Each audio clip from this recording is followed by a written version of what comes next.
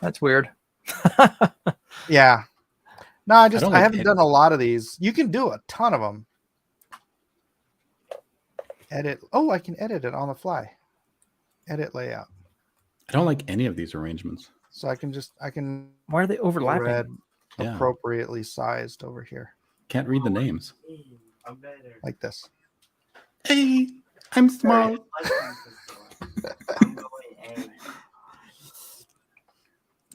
What are you looking up, Eric? I'm seeing, so I'm gonna pull up my stream on my channel so that way I could read any comments that might show up on mine. Oh, okay. So simul streaming. Yeah. Well, Red, are you simul streaming? I am not simul streaming. Well, would you? Norman Barang, what's up, bro? Come on, All simul right. stream so that we can get Eric some more sales, man. Okay. Oh, cool. It does. Okay, so it shows up on the comments on my end. Do you see that, Mike? Has like a little. Oh yeah, the little linky thing. Yeah, that's cool. That is cool. Wait, so if I post a comment, hello, does it? Hello. No, because does it's that- on your stream. But does it show up on yours? No, Oh, but that's cool. With the well, link, at that'd be least fun you if know, it showed it, and it's just like multiplicity. that'd be cool. Well, now we need more people to come in here and stream to their own channels. But if I comment, it'll go on both because there's a little linky thing on that one. Ah, Ew. I wonder if Dark Gift is alive or around. They're all in Vic King's chat because Liam made an appearance there In Vic King's chat? in Vic King's stream. Oh. Yes, talking about his life. He had 45 people in the chat, Vic King. and then he got up to use the bathroom, and Liam left. So very anticlimactic. Yeah, Liam's in there with Dark Gift. Oh, he's back. You know what? Oh, I have a wrench in there. I'm going to show Shadow Sentry in there. Go for it. In fact, Vic took what my we wrench. can do is share this tab. Wait a second, that's the wrong tab. Well, this is Okay, this is the tab. this is the thing about, And now, yeah, this is the thing about Go in there. the chapter cover. hey, The what chapter are cover. you Cover of the doing? book. There's a No chapter page and other there's another panel in the book where she's free. holding him upside down, about to drop him into the cauldron. You see him from behind. Like, well, you know, that's as much as this sort of is. That's look at his drawing. The image I remember. is is, Yeah, I know. It's like the Yeah, baby it's- in It's the Vic King, fork, though. and he's Terrible. big, and it Vic's looks like not he's even flat. there. That's, Yeah, he's been carried up. Yeah, he's been carried up. That's the page where he's been carried. Hey, up he's by not the even bearers. there, that one. He's been taken away from the Oh, I can change the shape from of the page. from Yagdra, where he's Ah. about to be sacrificed. It's Look like at all a the things doodle. I'm learning Photos. tonight. Much It's like a better. doodle that you did in Yeah, high school on the back of your And notebook or something. it's just No, I do better than that in high school. Oh. Because like I ran this by everyone. It's like a doodle Everyone I was did. fine. I even was like, you know, should we cover this up more? What should we do here? I And, thought you this know, is you was like, Mike's no, it's smaller. cute. And at the time, Lidl was like, yeah, Look at it's that, they're cute. not even Fuck paying this, attention. because, you know, So I was rude. like, okay, it's Read just your like chat, cute baby guys. stuff. I'll trust the women who are working This on is the gonna weird. get right It's like on we're that. eavesdropping on another oh, channel. listen, you'll be the. I'm the first one to say that it's a nothing burger. It just Funny.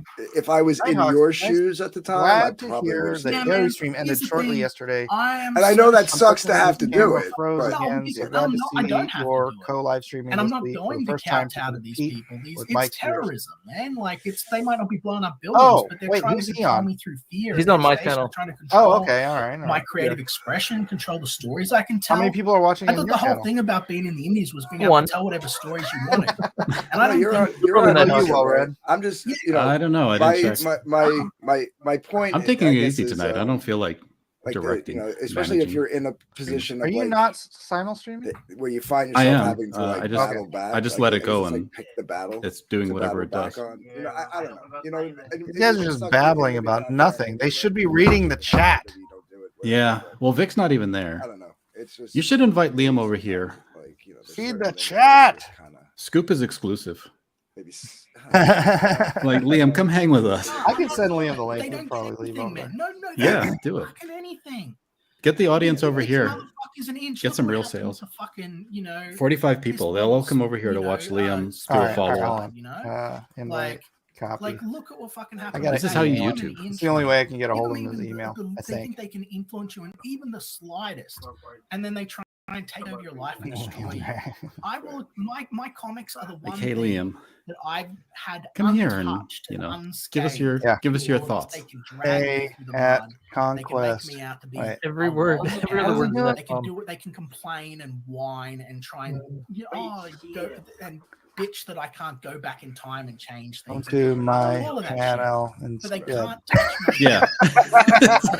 This is boring. The artist that wrote the book, and it'll be a fun story for the people. Don't reading post it. that. And I'm not gonna let Link I'm not gonna in create your like email. censored crap. They like it. Like No, you're right. Audience loves this stuff. They eat it up. yeah, and I'm not shitting on you enough. I'm not gonna let like these sugar people- for cancer. They don't have a say They in just my creative Yes, consume process. it does Yeah. feed the tumor. It does. That's right. Every other word is an F bomb. Like, Is it? most I of haven't the even people been listening. I've got it turned down so low I can't even hear what they're saying. Yeah, he's angry. Oh no. Is Liam angry again? What is he angry about this time? Well, Do we want to listen? I don't think so. No, But, all no. right, I'll say. Look at where it landed me because Real quick people before I just- get yelled at by Mike again, Shadow Sentry on Indiegogo is closing out tonight. Drawn by Mike Miller and written by Not drawn by Shadow- me. I don't wanna get Dark if you're fired. he definitely needs all of the people. Go here join that hate Tucker me to go Carlson. back. Wait, 1 minute. I'll help out. Mike. Don't you go back that fucking book. Hey, I hate Mike. If you back that book, it's gonna make me real mad. Thanks. all right. That's The funny. stream setup is so trippy, Mike and Eric. I know. I need an adult. What the hell? Edwin, Raid of the White Leopard, Acevedo. What's up, Edwin? I'm gonna do Whose some channel's he on? He's on mine. He's on Mhm. yours too. What's Well, up? Red, are you not doing this? I am doing it. I think I've got one person watching. Hell. Nobody's commenting. Well, Everyone, please do. We are here to close out Shadow Sentry. So if you have not already, please Yeah. do. Hey, Belned. there's Belned. He's got to be on your channel, right? yep. Mm, So 3 people watching. Oh, the magic of simulcast. Good idea. Mike S. Miller's drawing Shadow Sentry Origins for Eric Nieltowski. That would be cool to actually see, actually. You could do a Yeah, cover. I ain't got time for that. he did a cover, man. You I should have did. got it. I did Right the on. cover for the first issue. Yeah. Do a cover for I this have one. it right somewhere. Go grab it. It's for sale on my website. Well, I have this one. EricNieltowski.com. Carson. Yeah. Casson. I got the Casson cover. I got Samson. You had something to do with that too, right? Yeah. Did some stuff in there. Yup. Yes, I indeed. got some stuff. I got some stuff and things. Yeah. Speaking of which, Lewis, he's gonna do a crowdfund on Kickstarter come I think May or June. I think June. So that'll be up on Kickstarter come June. Lewis. Serrano, yeah. Oh, right. Yep. Louise. Yeah, I had lunch with him over at Coops. Nice. Ah, Coops sounds so good. Have you been there? No. It's in Lemon Grove. Dude, best barbecue in San Diego. So good. San Diego, a barbecue town? San Diego, what? Is San Diego a barbecue town? Yeah. We had Phil's barbecue. You're breaking up. Me, or is that you? He asked if San Diego is a barbecue town. No, but actually, Coops, he's actually from Texas. It's called Coops Texas Barbecue. It's in Lemon Grove, East County, San Diego, and it's it's very good, very good. Oh, the brisket just melts in your mouth. I'm drooling. I'm hungry. Actually, I'm not hungry. I just want Making me that. hungry. Nighthawk Warrior Comics says, "Whatever happened to D and Q, Mike? You finally draw Dean Cain Santa Claus for the zombie apocalypse story?" I have not drawn Dean Cain Santa Claus zombie apocalypse. He did like the story though, but I don't know. I just I'm just real. I'm not that into YouTube right now. And that's another thing. It's funny because the reason I do a Wednesday night show is just to kind of hang out with friends, kind of like we're doing now, except we're here with a purpose tonight, and that's to sell Shadow Sentry Origins for Eric. But the reason I do the Wednesday night show is just to hang out and see my friends and kind of fellowship and have fun. But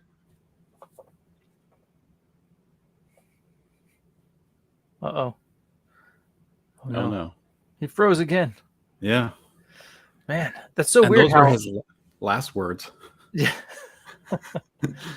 it's because it's he's streaming it, so it's like on his internet. But when he freezes, we don't freeze, which is kind of odd to me. But Yeah, I don't get it. But hey, Are we still live? Let me check. Yeah. Yeah, The we're countdown thinger's still going. Mike is thinking he is lost in thought. That's right, Alpha Proto. Dang internet! It's the most All right. profound thought in human history. It's amazing how he could just stay still for so long. Yeah. It's amazing. Either that or he's really trying to pass gas. It's right there. Oh, he's gone again. Farewell, Mike. Into the void, into the black hole. He'll be back. He'll be back. Oh, he'll make his way. Yeah. But anyway, so well read. So did you read the first 2 Shadow Sentry books? Or at least the first, right? So I have a rule on my channel. I don't read the books myself because I ask questions, and my goal is to be as unbiased as possible. So the reviewers will read the books, and then they'll give their thoughts to me. Very cool. All right. So it works pretty well. Been doing it for over a year. All right. When can we look forward to a Shadow Sentry review? Probably shortly after it releases. Okay, for the Origins book. Yes. Oh, sorry. You said Shadow Sentry 2? Yeah, well, so there's the first 2 books in the series, which were Shadow Sentry Book 1, Shadow Sentry Book 2. So this one is like a origin story, so going back.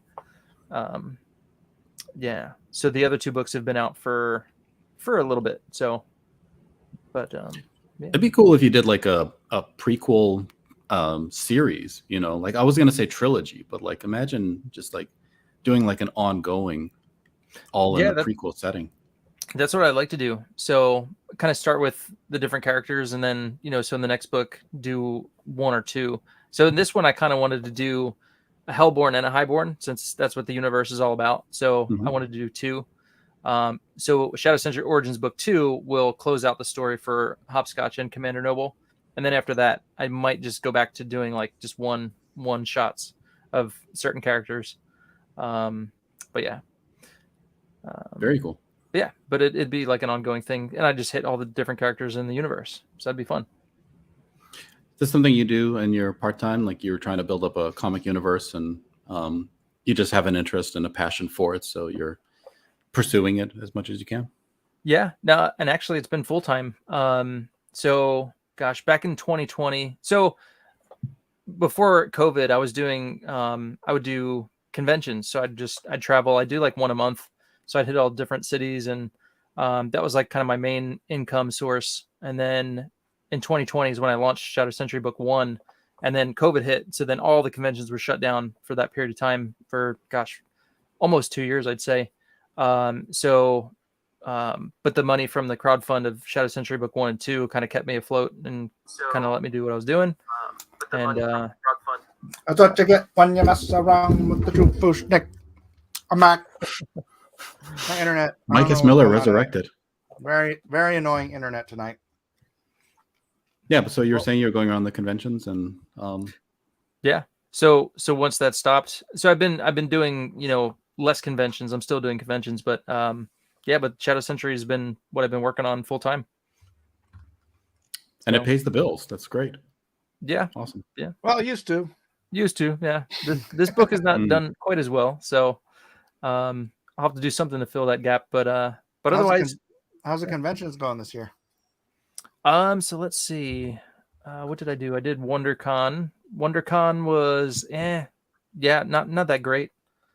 For whatever reason, don't know why. But and then I think that's the only one I've done. So next month I've got Phoenix Fan Fusion, which is typically a good show, and then San Diego in July, which that's usually a great show. So I'm kind of being a little more picky and just kind of staying on the West Coast. Before I used to travel all over the place, and it kind of drains on you a bit, and carting all that stuff across the United States and flying and all that stuff is like, yeah, if I could do without it, I will. But if I need to do it more, I will. I got real tired of it. Yeah. So, but I don't know, man. San Diego, it is right here.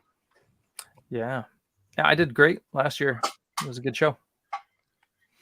So I wonder if I should try to get in. It's probably too late to get in this year. Probably. But you are the Mike S. Miller. Yeah. And hey, so the past 2 years I've gotten into Artist Alley without any, hitches. In the past I'd have to like go show up with all my stuff because I wouldn't make it in, and then they'd fit me in. So 2 years in a row, who knows? Oh, so it wasn't packed. Micah, stop playing with the can. That's really loud. And now they're charging you to get into Artist Alley. What? Yeah. So it's like a paid spot now. $300, I think. Seriously? Yeah. Which is not bad, but I mean, not for 2 feet of table. It isn't. I mean, well, yeah. It's San Diego. They only give you half of an 8-foot table, so it's 2 by 4 feet of table space, which is annoyingly small if you're doing Artist Alley. Yeah. It is. Someone needs to explain to me why inflation is only 5%, but when I go to buy a donut from Dunkin' Donuts, it was $1 before, and now it's $1.60. Because the eggs that are used to make your donuts is more. So particular items that are made with eggs are going to be, the price is going to be higher. That's like 60% inflation. It's like supply and demand. Right. But then you'll get other stuff that hasn't gone up. So they have to average it all out. That sucks. Because I want my fat asses who eat donuts. Exactly. I want my donuts in my ass. Fattening it up. Damn it.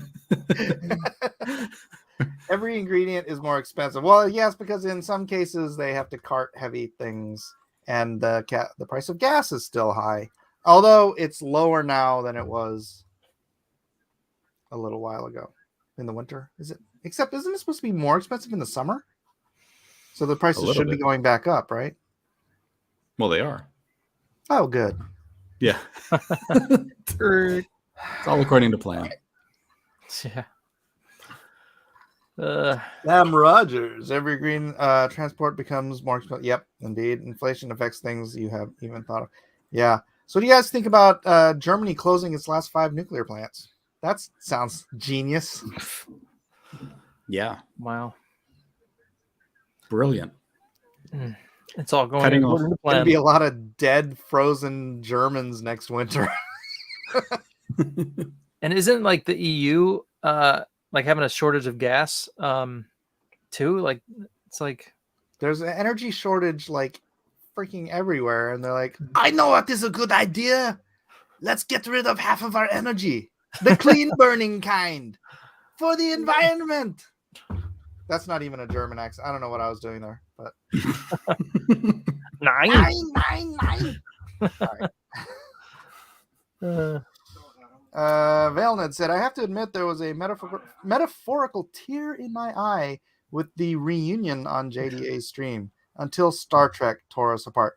Well, I'm sorry, but EVS is full of crap. The dude has how many times has he said on the Jack show and on his own show that he hates Star Trek and he never watches it? And then suddenly he has this great big eruption of outrage about the last episode of Star Trek, Picard going woke. And it's like, you don't even watch Star Trek. Shut up. So funny. I just love watching the nerd rage. It's hilarious. Yeah, I wish I didn't have to go because that would have been a fun conversation to keep arguing about. Even though I hadn't watched Picard yet, but I guess now I can if with a free month of Picard or using Picard as a promo word. What do you call it? Promo something or other? Promo code. Promo code. Thank you. Promo code Picard. Wasn't it doomed to fail in the beginning? I mean, they're so old. Do you want them exploring the universe? No, dude, because it's like the movies with the old cast. They were old too. Hey, hair dye, a little Botox. They were spry. You know, they were active for their age. A little rug on the tug. Yeah, these guys are decrepit. I mean, you know, put them in the tomb with the Crypt Keeper already. You'd be nice. Yeah, I want to watch it. I heard season 3 is fantastic from real Trek nerds. Official of all nerds. Stripes too. Of all stripes, not just the right wing culture warrior guys from lefties too. Just everyone except for people who aren't actual fans of Star Trek, like even those posers think season 3 was fantastic. So they're just original Star Trek fans trolling us. They don't even care about Next Generation. I know, right? Yeah. Kirk lovers. Hey, I love Kirk. I have hold on. Let me change my camera real quick and I'll show you. I've never unboxed this. Oops. Oh, exclusive unboxing. My Bitcoin logo. Edit. How do I change my camera? Oh, settings. Camera. Settings. Why? Oh, is it not plugged in? My secondary camera here. I thought they were going to do that on The Mandalorian, where they just kind of like bring in the chick. She's going to be the new face of The Mandalorian. See that? That's my. What do you got there? I got a Kirk maquette. I got a Sand Trooper. I've got a Planet of the Apes, like 12-inch doll Doctor Who. And behind the Doctor and the Dalek up there, I have my black powder pistol. Nice. And then over here, I've got... Actually, I have a Captain Kirk here. There's a samurai sword holder with no samurai swords. Whoops.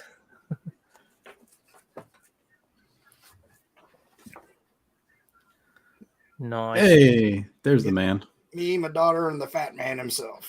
Yeah. That must be it. Where's that at? Is that Phoenix or San Diego? Hawaii. Oh, okay, amazing. Yeah. I recognize that shirt. You wore it at all the shows. I wore that quite often. I'm the artist. What else do I got? Don't ask me that. Here's my family with Pee-wee. Pee-wee. And Kirk. Oh, there's my family in Japan. Not that you need to see my family. I can't remember. Who's one of the guys from Green Arrow or something? Yeah. Rob Amell? Yeah, I think it's... Oh, the brother. Stephen Amell's brother, yeah. Rob. The brother. I think it's Rob. And then, of course, you've all seen the highlight of my Star Wars collection. Nice. Signed by Carrie Fisher and Harrison Ford. Oh, that's a good one. Yeah. Unfortunately, it's lost its value with the destruction of Star Wars. Well, there'll always be fans of the original. Yeah. Speaking of Picard, check out this. This is my dad got me this. It's all the X-Men with their SIGs. So Hugh Jackman. What do you mean? Speaking of Picard, isn't that the dude that plays Picard? Yeah, Patrick Stewart. The one yeah, that's but it's holding not up the Picard. But it's the dude. Dude. Xavier. It's the same guy. Come on, man. Patrick Stewart. Come on. Anywho. It's Patrick Stewart. My name's not Jean-Luc Picard. You could play Patrick Stewart in his bio film, Oh. Eric. Yes, I'll do the voice. You do the Patrick.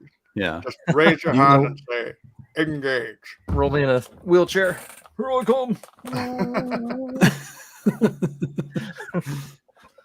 Yes, that's Stephen Amell's brother, Robbie Amell. Thank you, Nighthawk. He looks thrilled. Oh, is that related? You talking about William Shatner? Oh, Billy Schatz. He's retweeted me a couple times. He is funny on Twitter. Yeah. It is awesome for 90. Speaking of Picard, here's my Han Solo and Princess Leia. Yeah, Mike. Take us through a tour of your house. Speaking I of Star Trek, wasn't saying speaking of Picard. I was saying speaking of Kirk, and then I went up to the Captain Kirk picture. whatever. Come on, I had a whole through line here. I wasn't like, oh, speaking of Picard, here's Charles Xavier. Speaking of Picard, Back speaking of to Picard, Julian. Fund My Comic. I got some Shadow Sentry on Fund My Comic. Do you really? Yeah, Oh, I've got the book 1 and 2 catch up on Fund My Comic. Well, shouldn't you be doing? Well, how's it doing on Fund My Comic? Just curious. I've made, I think it's 160, something like that. So I've got a few backers, but yeah, Fund My Comic was not ready to go when I launched Shadow Sentry. Oh, really? Origins. Yeah, but I wanted to put something on there, and Yes, 166. It's getting there. You. Very nice. So- I'll put this link up there too. Although you can get these on the Indiegogo campaign. So You can, yeah. which would you prefer? I prefer Go Fund My Comic if people just want the catch up, Okay. or if they need the catch up. All right. Here's the link to Fund My Comic. I know it's Sean Connery, Darko. Patrick Stewart. Now I can't do Patrick Stewart because my Sean Connery is taking over. Patrick Stewart just tries to sound like Sean Connery. That's the thing. I am Sean Connery. I am Sean Connery. Yeah.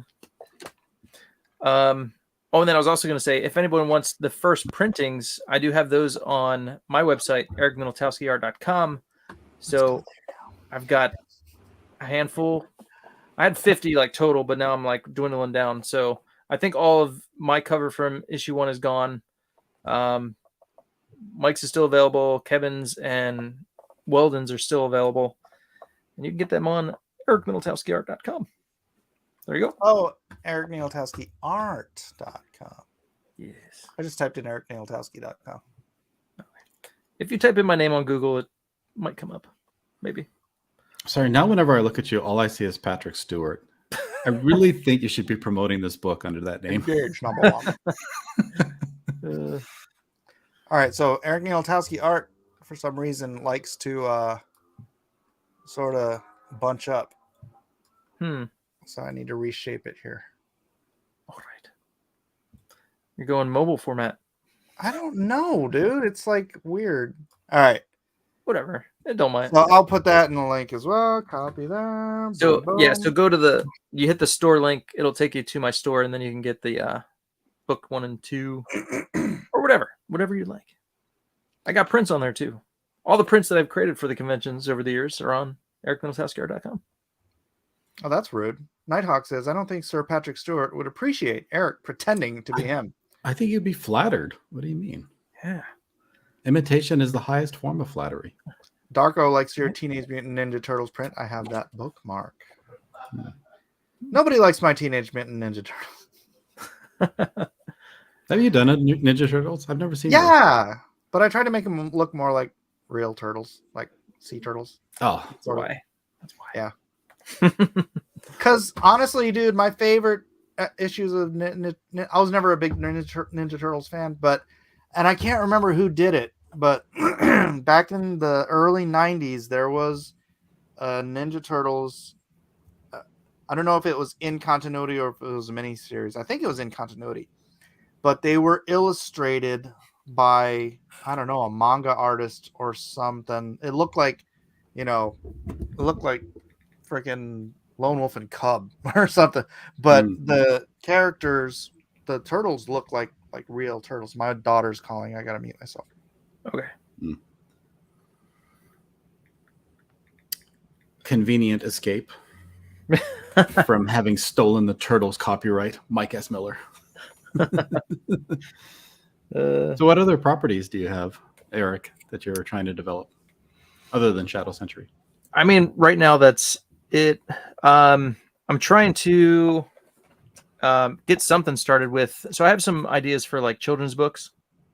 So trying to do something with that. And then also I have an idea for like, because I was like, I wanted to create something that was like, if I were going to make a kid's cartoon, kind of like 90s inspired, 80s inspired, like Thundercats, He-Man, all that kind of stuff. Because like we don't really have any great shows like that anymore. So I was like, okay, if a reimagined 80s property. Yeah.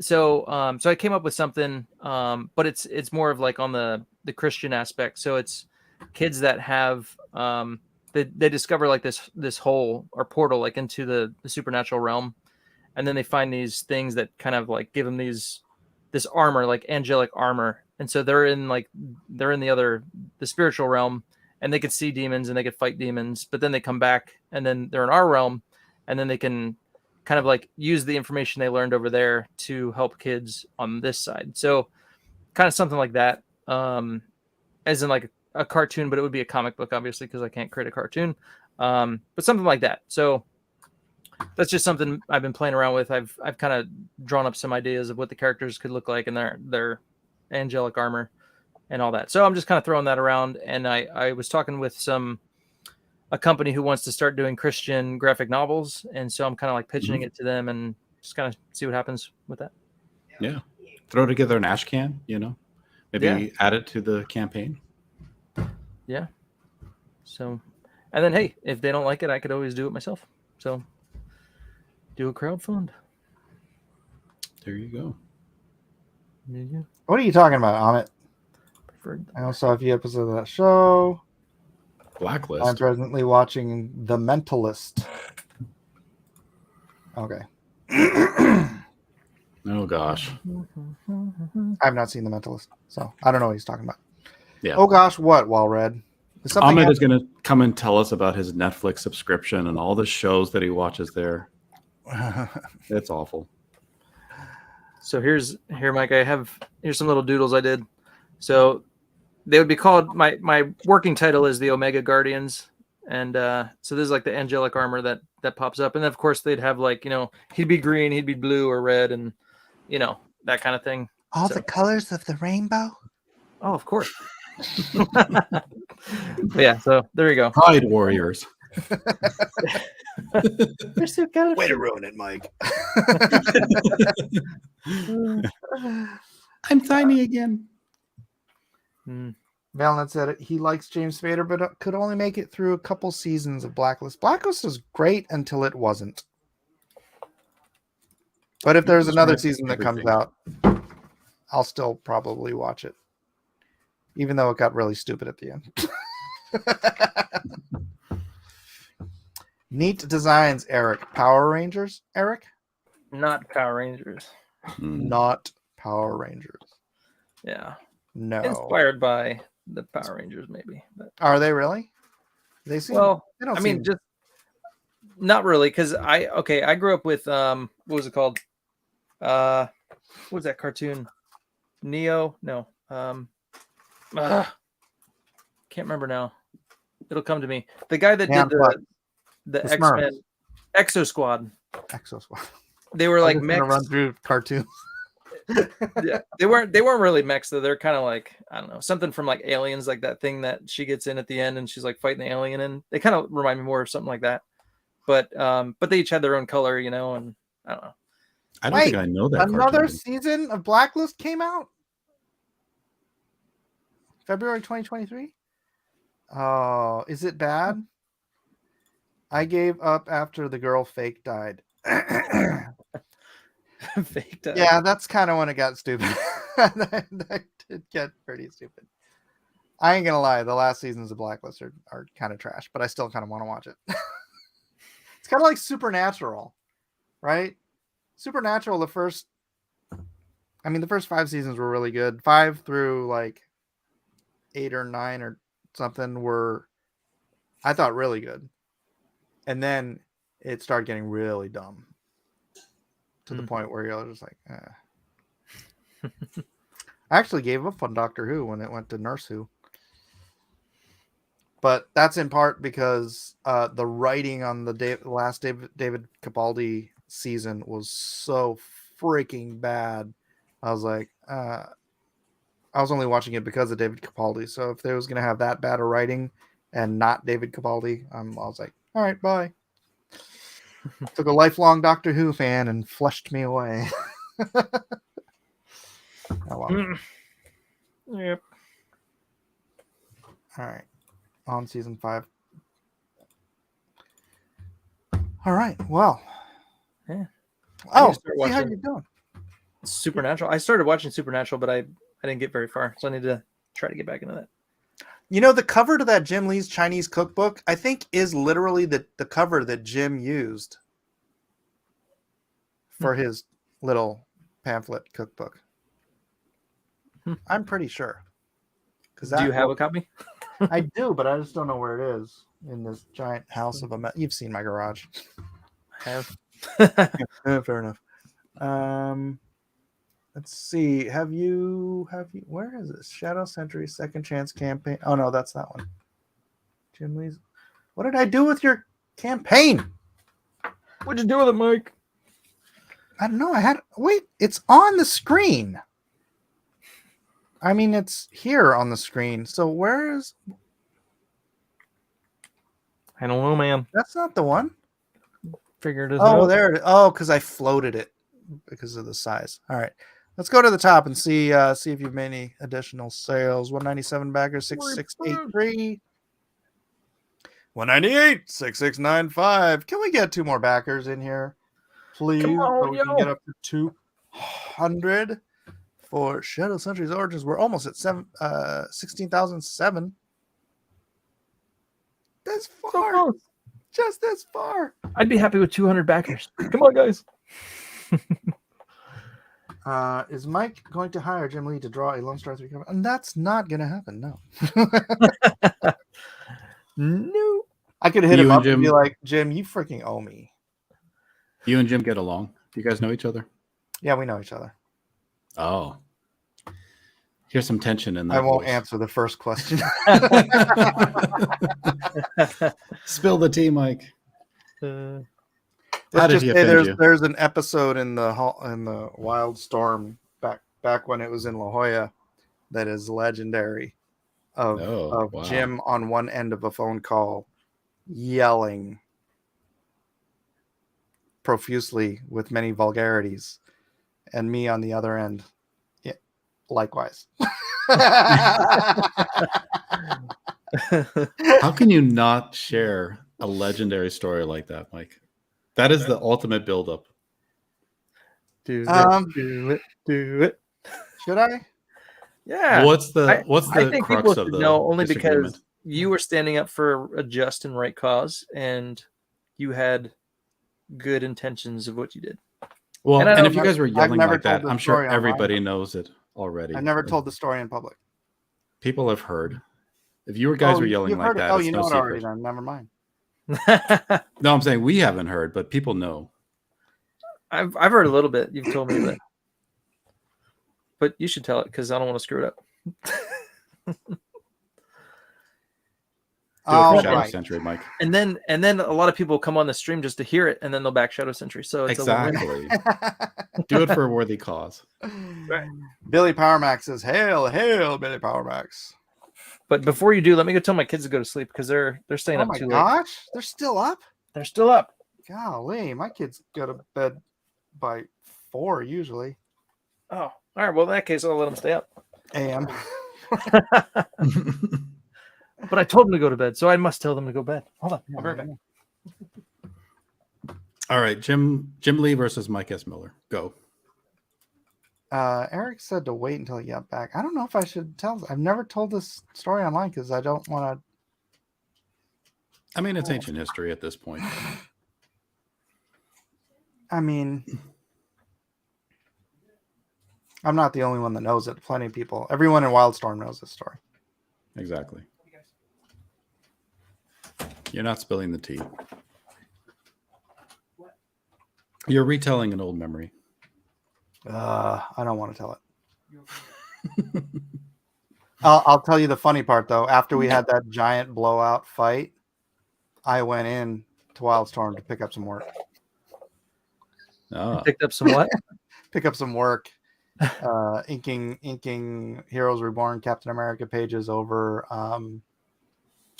what's his name? I could tell you. I've got it.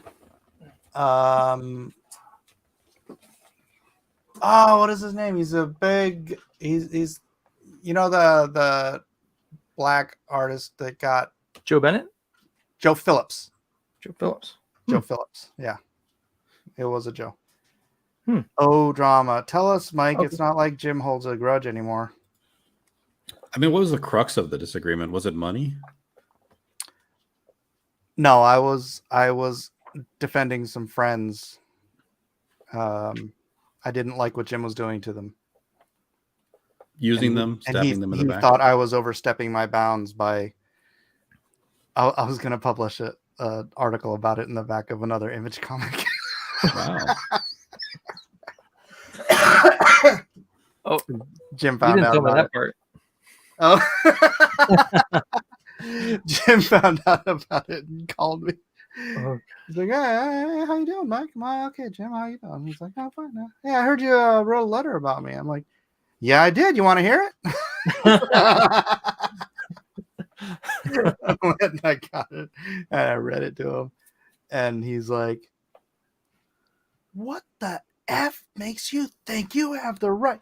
And that's what teed me off, because Jim and I have a history that goes back to 1993, wherein he screwed me over, and we just went at it, just freaking yelling, swearing at each other. And this is a truncated version because I don't want to get into all the details. And at the end of the call, he just goes, Mike, I just don't understand. And I just stopped him. I'm all, Jim, that's exactly the point. You don't understand. Here you are standing on top of Mount Olympus, and you bring these young artists who think you're a freaking god up to the top of the mountain, and then you show them the world and all that you're going to give them, and then you punt them off of the mountain. You don't understand, because from your perspective, you're just hiring and firing people. But from the perspective of an artist who looked up to you at one point, you're like decimating these dudes. And so he was about to fire like 8 or 10 guys, like Wow. broad brush, Brutal. because of some bad business decisions that I believe he made. And what do you know it? They all got their jobs back. So it was arbitrary. Like, he didn't even have to do it. No, it was an arbitrary decision on his. No. He made a poor business decision, in my opinion. It was to do with, so Humberto Ramos had gotten really smoking hot at Marvel or DC, one of them, DC, I think, on Impulse. And so Jim started hiring all of these cartoony artists, right? But the problem is Wildstorm doesn't have cartoony friendly properties, right? You can't put cartoony dude on Backlash, cartoony dude on freaking, well, Gen 13 you could have, but you already had Jeff Campbell on there. And all these like grim, dark things. It's one thing to put one on Impulse or some, goofy Spider-Man or something, but he hired all these cartoony guys, and then the books weren't selling. It's like, yeah, because your product has to match the art. That's a bad business decision. But if anything else, create new titles for them to work on. But he's like, well, these things aren't selling. I can't keep these out. So Richard Friend was one of the guys that got laid off. JJ Kirby, Alejandro, Ali Garza, Christian, I forgot his last name. Basically all of the interns and a couple other guys, I think, were getting just axed. And then when Joe Mad was getting big too, that kind of style. Yeah. So Joe Mad and yeah. So the cartoon, what he thought was just cartoony was, and so they all got their jobs back after I had my little shouting match. But the funny thing is, so I was gonna write this letter and print it in the back of Immortal 2 because I was publishing with Eric at Image at the time. Oh no! It was Savage Dragon Red Horizon. I was gonna do it in Savage Dragon book, and I faxed it to Eric, and I'm like, "Hey, can I print this in the back of the book?" And Eric's like, "Yes, yeah, go for it." Oh man! And yeah, because there's some internal politics there too. Sure. And then I faxed it over to the intern house, right? Well, Mike Heisler was in the intern house at the time the fax came through, and they all read it, and they called me, and they're like, "Mike, you cannot publish this." And I'm like, "Why?" And they're like, "Your name will be mud in the industry." I'm like, "Yeah, but dude, this is wrong. He can't be doing this crap to you guys." And they're like, "We don't care, dude. Mike, you can't publish this." And so I had already decided not to publish it because the interns who it was affecting said not to. And then Christian was in the pit at Wildstorm when Heisler went over there and told Jim what I had sent. And Jim comes out to the pit and he's like, "Christian," he's like, "Yeah." He's like, "Where's that Mike Miller letter?" And Christian lied. He's like, "I think we threw it away." And so that's why Jim went back into Scott Dunbar's office and called me from Scott's office. I don't know why he didn't call me from his own office, but he called me from Scott's office with the door open, and we had that shouting match, and like everybody in Wildstorm was in the pit listening to They're like, "Who the hell is he talking to?" They're like, "Mike Miller." And then like I said, like 2 hours later, I was there to pick up work. Like, "Hey, Jim, you got those pages for me?" Yeah. So you said like since '93 you guys had issues. Did he steal stuff from you? Like get work that you were supposed to get, stuff like that? No, Jim hired. So in '93, I was working for Malibu, and I was this young, cocky upstart who thought I was all that. And it was the big year, right? It was like mile-long lines for the Image guys. And I had a drawing, and I walked up past security because I had a pro badge on. And I thought that made me special. And I walked right up to Jim. Rob was here, and I can't remember who was on his left. I remember it was just Jim and Rob, and then some whatever. And I just dropped my art in front of Jim, right in front of whoever was wanting a line. And I said, "I just thought you might want to see that." And he looked at it and he's like, "You drew this?" I'm like, "Yeah." He was like, he liked it and stuff. And so he took one of the posters and he wrote his phone number on it. He said, "Give me a call and you can send in, some stuff when I get back to San Diego." I'm like, "Okay, cool." And so I went back to my table, and the piece I gave him was penciled by me, inked by my buddy Matt Osborne. And so he hadn't seen just the pencils. So I went back to my table and I got just the pencils, the Xerox. And I'm like, "I thought you might just want to see the pencils." And he looks at it and he goes, "Where do you live?" I go, "San Jose." He's like, "How would you like to live in San Diego?" I'm like, "Sure." He's like, he hired me on the spot. Wow. From just seeing that one drawing. I have it here somewhere. But Yeah. yeah, I was like the talk of the con. I went back to talk to like Moose Bauman and Matt Haley, who I just met there, and they're like, "Yeah, did you hear? Jim Lee just hired some artists right on the spot." I'm like, "Yeah, that was me." And then at the bar that night at the Marriott upstairs from the Oakland Convention Center, he was talking to Jeff Johnson, who was actually the first artist I ever met, first professional comic book artist. And it was him and Jim. And I just walked up and I'm like, Jim, I just got to ask, are you sure you don't want me to send in like samples or anything? And it's Mike, you have the job. I'm going to fly you down to San Diego. I'm going to set you up in an apartment. I'm going to throw some money in your bank account and you're going to start drawing for me. I'm like, okay, sounds like a deal. Nice. Yeah, he reneged. Why?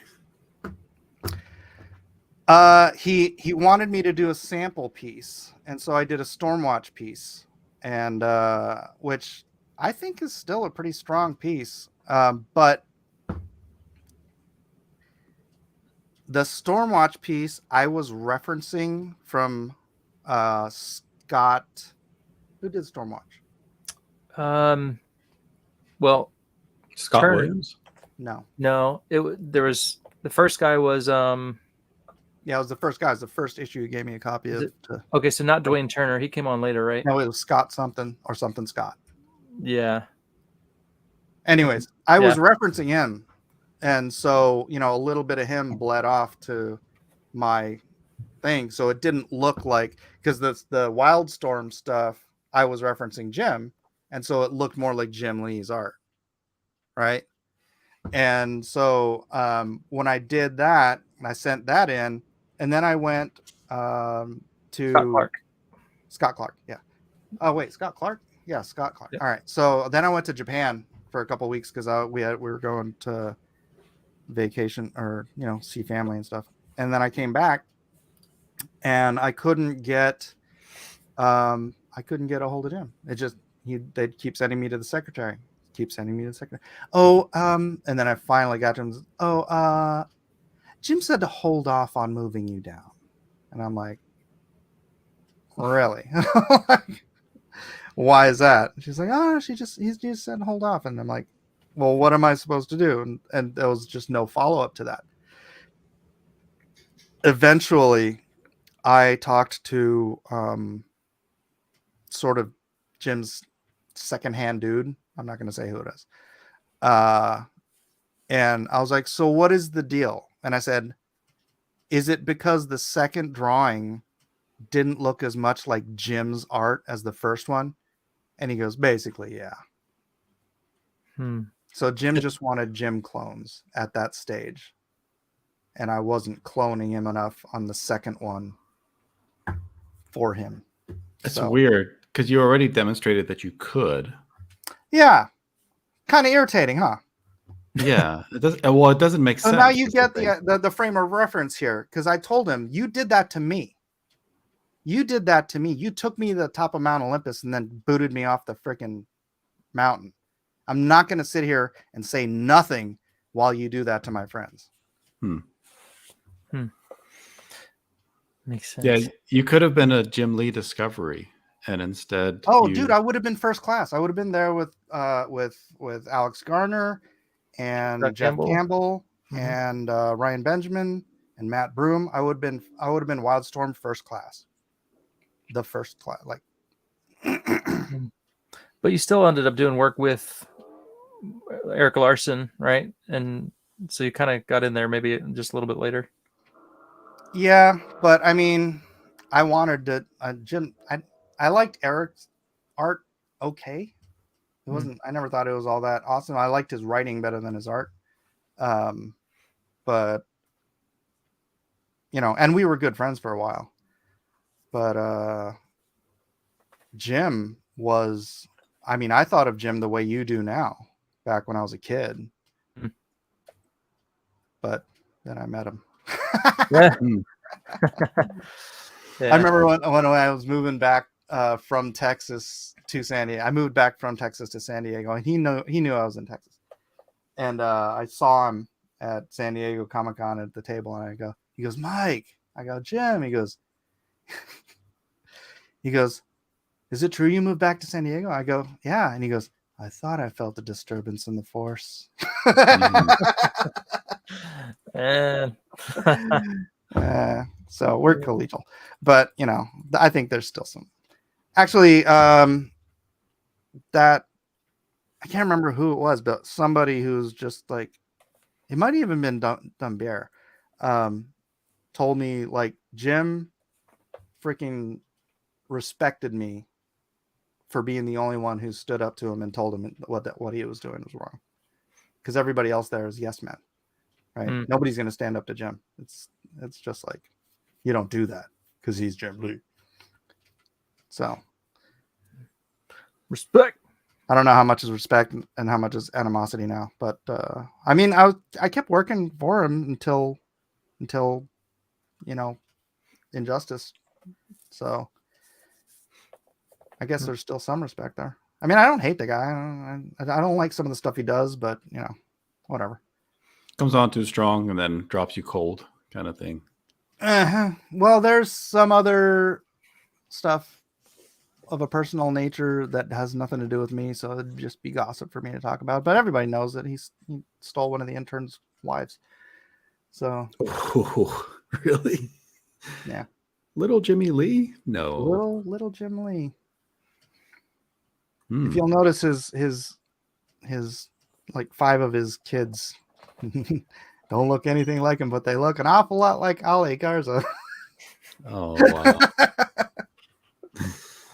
Oh, cold. Yeah. No, the last time I got a call from Jim, it was Jim and Hank called me because I saw all this stuff going on Indigo, or not on Kickstarter. And so I set up, I can't remember if it was a Kickstarter or what, but I set up a thing for to be drawn into Injustice. I think it was on eBay. I said, you want to be drawn into Injustice? And it hit like Bleeding Cool, and it hit the news sites that, hey, you can be drawn into Injustice if you win this auction. And I got a call from Jim and Hank, and they're like, yeah, Mike, you can't do that.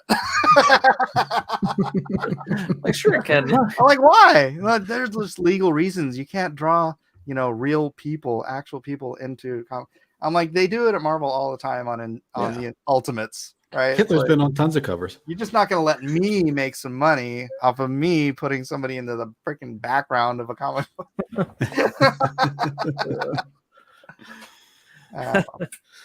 It's in the background. Come on, man. Jeff Potts says Mike's story is a cautionary tale about what happens when you don't draw barrel-chested superheroes. Jiminy Cricket says hashtag never meet your heroes. Hashtag always toe the line. Nighthawk says Jim Lee seems to be a lot nicer as the CEO of DC Comics. I haven't had, other than that phone call, I don't think I've had any interaction with Jim since in years. It's been years. Yeah. Well, I met him, just at conventions, and he did real quick, sketches on the back of the comic backing boards and stuff. And he always seemed nice to me, but it's but he didn't steal your wife. What's that? I said, but he didn't steal your wife. Right. Yeah. Oh, and then adopt his kids. Oh, he's a giver. Generous so nice guy. of him. Yeah. Scott Williams, Mike. I've never had a negative thing to say or think about Scott Williams. He's fantastic. Oh, yeah. Oh, you were asking about the Scott. No.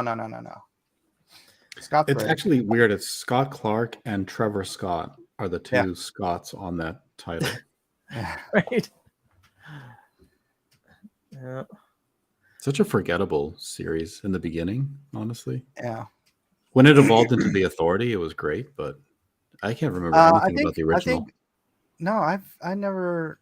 Well, that was one of the things I wrote in the letter, is that Jim didn't give a damn about any of his characters. Yeah.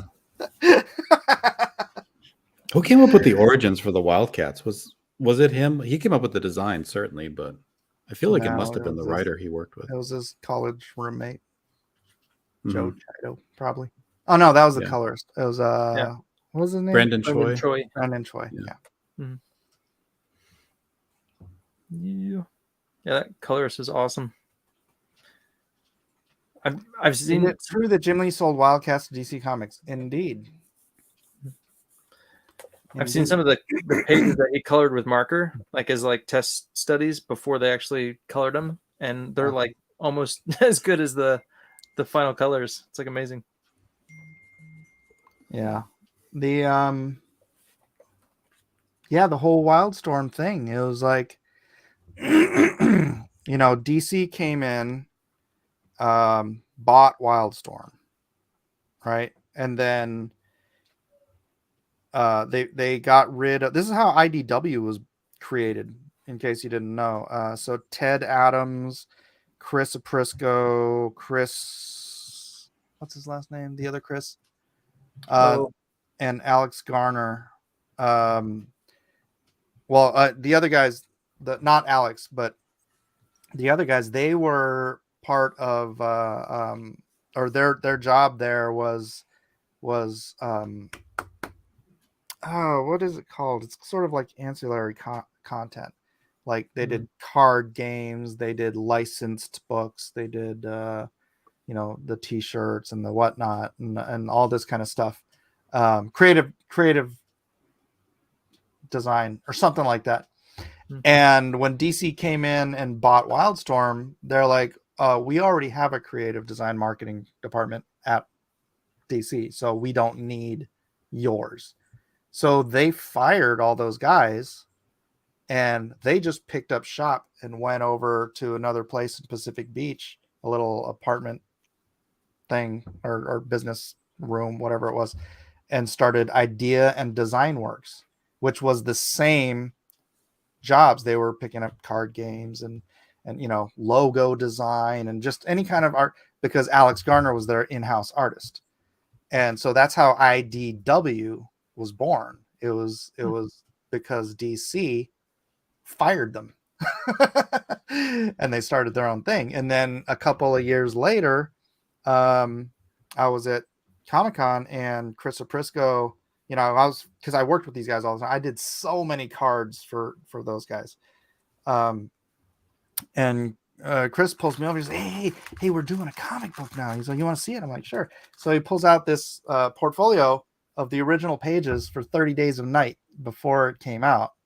Right? He's like, yeah, we're doing this vampire thing. Blah. He's all telling me, I'm like, oh, that's cool, man. And then when it became a movie, I was like, dude, you guys are stoked. And that's kind of, that was the start of their upward trajectory. Wow. So, but anyways, then suddenly, I mean, it was a while, they were just kind of trying to, Jim is now, or Wildstorm is officially owned by DC, published by DC, outside of Image. And then the reality of what DC actually wanted kicked in when Jim, somehow at the same moment that DC that Wildstorm decided, or DC decided to just get rid of Wildstorm, Jim became the co-publisher of DC Comics. It's never Wildstorm at all. It was always Jim Lee. That's right.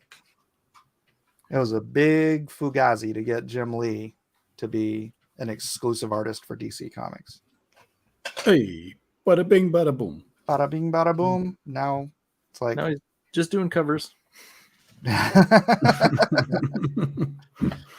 Yeah. And I'm been friends with Jim on Facebook and his wife, Ali's ex-wife, and on Instagram and stuff. And I just thought it was the funniest thing that right after Jim got hired as the co-publisher of DC Comics, I didn't see nothing but vacation photos from them for like months. Yeah. I mean, hey, take it if you can get it. It's a hell of a thing. But I think they're in like freaking Egypt and wherever. It's like, Venice. yeah. It's like, you go. He's got to what you rest do up when you hit that the brain jackpot. to be co-publisher.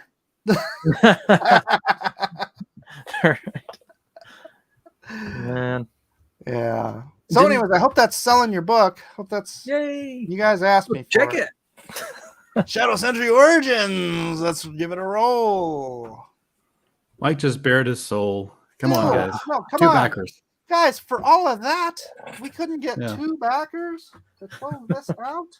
Come on, Just guys, get 2 backers. 2. Get a digital copy for crying out loud. That story alone was worth a physical copy. That would have been a front page story on Wizard Magazine Yeah, in the 90s. yeah. But Sam Rogers. When are you guys that's the gonna? first time I've ever told that story online in public. There you go. And now it's And that was the truncated version. Yeah. It's going into the biography, Mike. Yeah. Sam says, when are you guys going to start your own comic book company? I'm sure you know enough people. Well, it's not just knowing people. It's marketing is the hardest part of anything. So it's like, unless you have a very powerful marketing arm or access to, say, like I had the money to get Nerdrotic to pitch my book every day. Right? That would be... Actually, I mean, he probably takes sponsorships, right? Did you see the Razor Fist numbers that he did? Yes. Dude, that just being on that show got him over $100,000 by the end of the 24 hours. Yeah, that's crazy. That's old school that's what I'm CG saying, numbers. dude. That's what I'm saying. If you could get Nerdrotic, I mean, I wonder how much it would be. Because he is like he's sponsored by Geek Brand Coffee or something like that.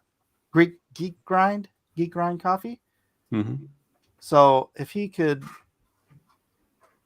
I could ask Garrett. I'm friends with Garrett. I mean, Gary called me our boy the other day on Friday Night Tights. Hey, our boy got mentioned.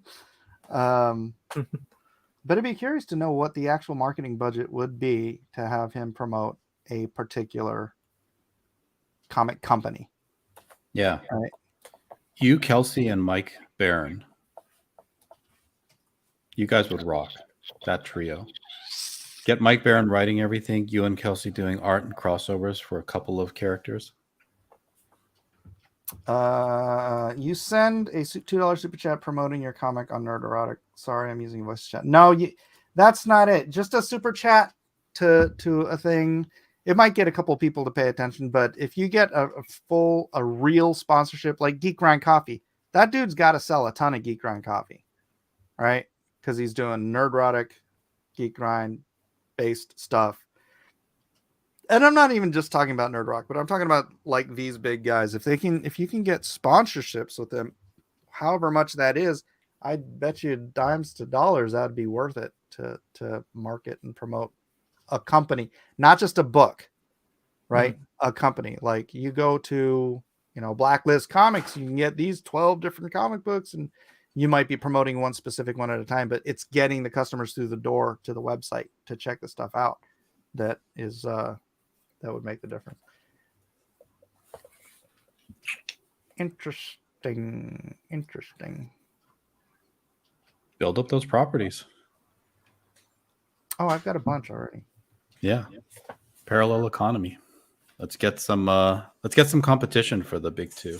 That's the thing, dude. If the parallel economy is going to work, it's got to be a whole lot of cross promotion that I'm not seeing from the guys that should be doing the cross promoting.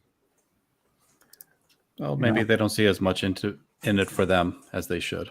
So, well, yeah, and I think here's the thing: not to rip on Ripa, but it's like he's had. I know he's had guys on his show, right? But it's like if you're not regularly promoting other, even if you're just promoting like IndieCron, hey, you know, if you love comics, you want to promote, want to check out this. this, that, or the other, you want to go to indiecron.com and just check it out and do some shopping. Encourage people to go and help build the parallel economy, because you can't just do it off of, one book a year. You're not gonna. Right. You're not building the comic book fan base with a book a year, right? People want semi-ongoing stories, like maybe not monthly, but Like the Dean Cain quarterly. Santa Claus. Yeah, I can see it.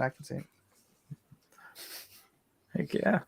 Nighthawk says Ripa only did one comic called Isom, and I haven't seen any advertising for issue 2 or anything else. Mike, he's been talking about issue 2. He's like, last I heard, he was like 90 pages in.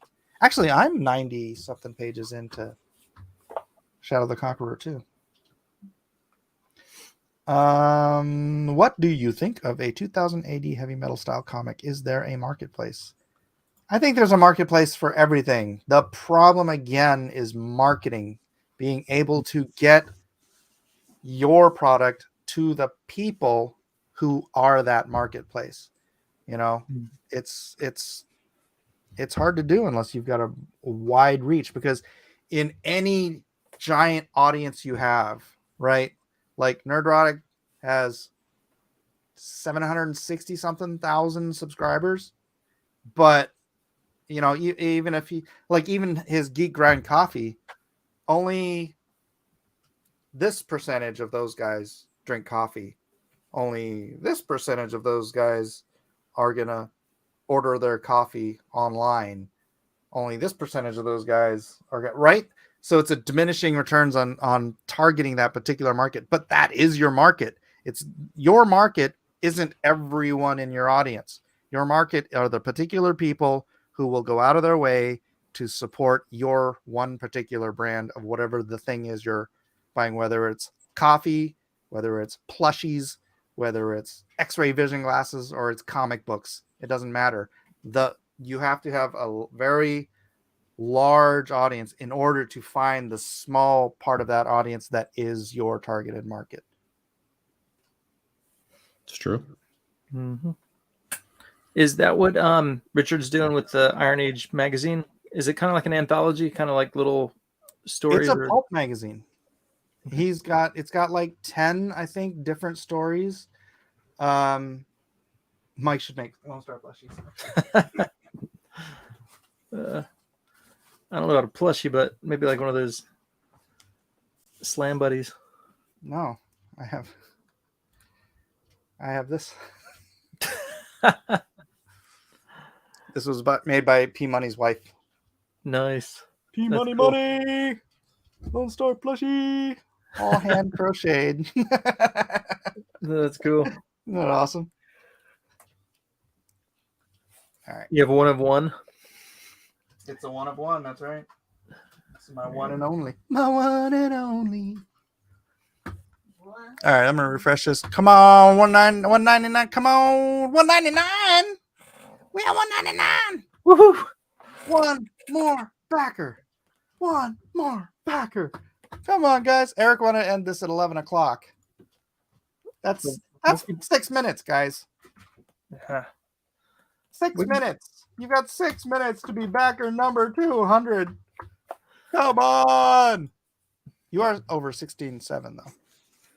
Pump it.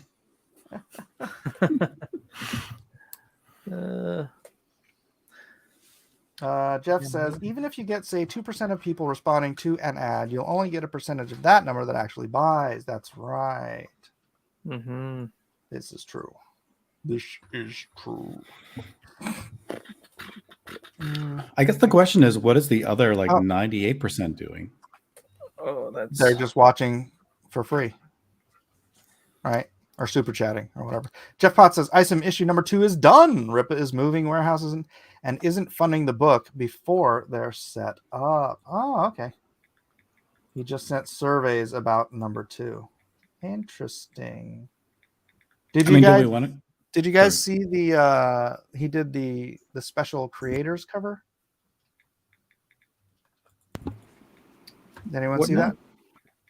The ISOM creators cover, which frankly I think is the best looking cover. It should have been Well, actually, no. Kanan's is the best looking cover.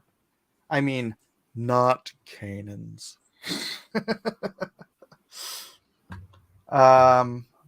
Shadow Sentry Origins. Sorry, Jiminy, it's on Mike's stream, but not mine.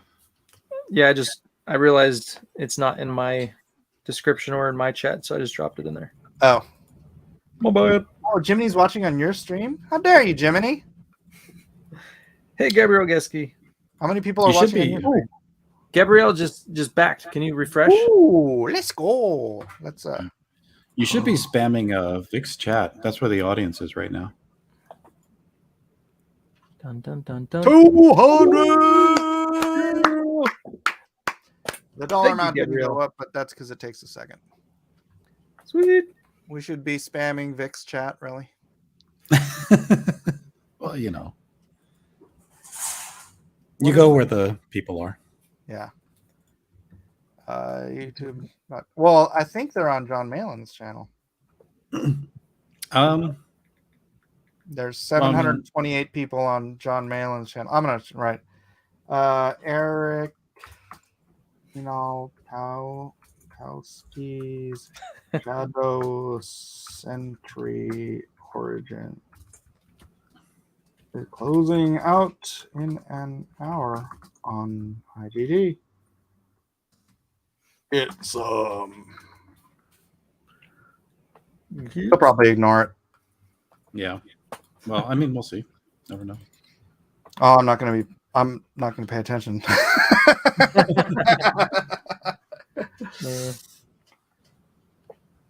Maybe I'll go on after this and I'll super chat him.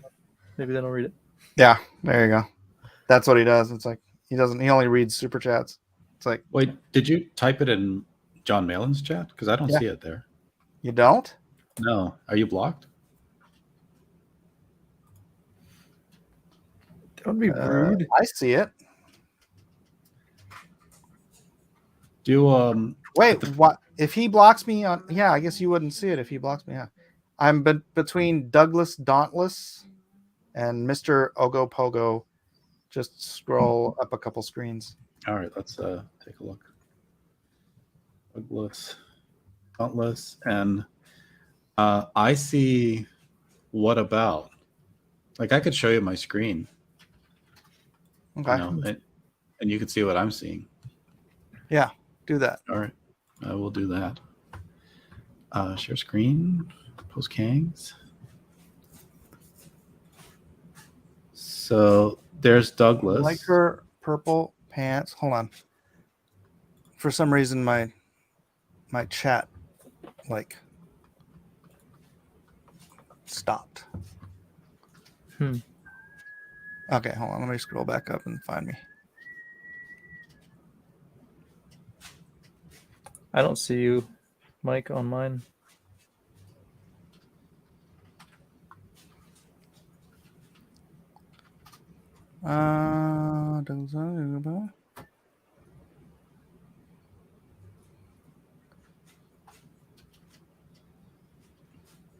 What the heck? All right, this. Hold on, I'm gonna type it right now. Ready? All right. Wait, what's on your screen, Mr. Ogopo? Yeah, okay. This is a test of the emergency podcast system. This is only a test. There you go. Hey. Okay. Now shill.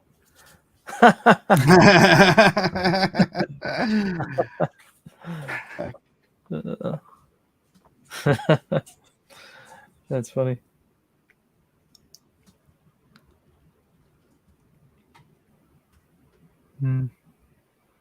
Who's in the chat? Of course, I can't put the link in. You can't freaking search it. Well, no. So if you do here, let me. I'll post you a link. That should show up. It's my short link, igg.me/@ Shadow Sentry Origins 1. Oh, you posted. Yeah, I'll post it. There's in that chat. So let me go on this chat. Why would that link work if you don't have a wrench? You can't post links. No, right. I can't do it on his. I was just doing it in mine. But yeah, yeah, you can't do it on his. Yeah, but how is the crowdfunding market these days? Not so good for Comicsgate, but it's pretty good for a number of other people. I wanted to go through that mental exercise of what do we think the other 98% of audience is doing? Like, what is keeping their wallets closed, and what would incline them to open it a little bit? We started talking about this at the beginning, and I mean, Michael Bancroft and then some other stream afterwards just ran the numbers yesterday. The Comicsgate audience is just shrinking. It's attrition. There's no. I mean, in general, new readers. 98% of Nerdrotic's audience that doesn't buy whatever he's promoting. Why? Well, I don't know what the actual percentage is. I mean, that's the thing about coffee is like everybody drinks coffee. Not everybody, but 90% of the people out there drink coffee. Right? But it's a good ballpark. I've heard that before. People say it's about like 5% of your audience that actually buys whatever you're selling. Yeah, but my point is that whatever it is you're selling, if you've got something that they all already buy already, you've got a higher chance of them wanting it. 98% of their Nerdrotics audience don't buy comic books. Right? So it's like if you can get 10,000 out of his 760,000 subscribers to buy a comic book, that's a significant chunk of change, right? 10,000 backers, that's $500,000 at least. Well, do you think that 95% of his audience have never read a comic? I don't know. I mean, it is the right audience to try to get back into comics or to get into comics. Like, imagine you gave dude. That's why I went to Shadowversity. That's why I didn't go to, like, you know, what's his face with the hamburgers and stuff. It's like you go to people with nerd audiences who are more likely to buy comics. And that's why I targeted Shad. That's why I targeted I don't want to say targeted like, you know, but that's why I got Shad to do a comic. That's why I got Ideas of Ice and Fire, Quinn from Quinn's Ideas now. He changed the channel name. That's why I got him to do a comic with Matt Weldon, you know, because my point of getting these guys isn't just to make money. It's like legitimately to build the parallel economy in the sense that I want new comic readers coming into comics. And right now, the greatest proponents, the greatest marketing wing of nerddom that you can reach are these YouTubers, right? Everybody's on YouTube now. And so it's like they are the guys you want to use. If you want to create new comic readers, you have to market to them through nerd outlets like this. Now, imagine offering that audience a free digital comic in exchange for like a sign up. And when they sign up, you can then promote to them the sale of a comic book. Yeah. Although, you know how expensive it is to maintain a mailing list of tens of thousands of people. Well, I mean, worth it. Yeah. But no, that's very good. That's very good marketing. If I were to be doing a comic book company, I might do that. I could talk to Garrett and see how much a sponsorship would be, but you'd want it to be like a 6-month sponsorship at least.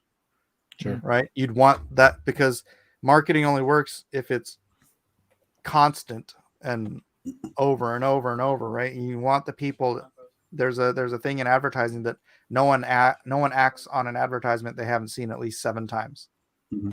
Right. So you want that audience to remember Blacklist Comics, you know, and then after they've been watching this stupid commercial or this stupid promo that you've been paying for 3 months, then they'll go, you know what, let me go check that out. You, Kelsey, Aaron, Nolan, Dixon, Barron. That's the dream team. What about me, man? Mike should target Mr. Beast next. Or maybe not. You got to have I have some writers. I in have there. the perfect comic or book for Mr. Beast. Where is it? Hey, ma'am. Ma'am, go. I am. Here we go. Perfect for Mr. Beast's audience. It's by Chet Festive. It's on Fund My Comic right now. Here, let me put the link in the description. It's called Man I Am. If you guys would like to purchase some extra copies and send them to Mr. Beast, send them that'd be great. He's not doing very well. 17 backers. But dude, this is funny, and it's going to be a hardback book, just like a Dr. Seuss book.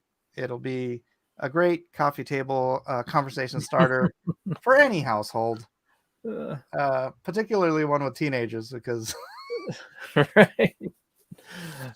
I'll be getting one. It's just a whole lot of fun. So yeah, speaking of Mr. Beast, there you go. Maybe I should tell Mark Chet to somehow do some Mr. Beast marketing. Yeah, I was on something, and you just follow like the Twitter posts and like whatever people are talking about, but I like dropped this link in some kind of comment on Twitter, but it was like, yeah. What did you get? What kind of responses did you get? I never went back and looked, actually. Oh no. I should do that. All right. Let's see. Blue Samurai Zero says, just finished our stream, mentioned this campaign closing before I sign off. Say thank you, Eric. I think you're talking about yours, not Ma'am I Am. Sorry. Yes. Thank you. And thank you, Gabrielle, for being the 200th backer. Yeah, 200th backer. Let me see. Oh my gosh, they are still going over on Vic's stream.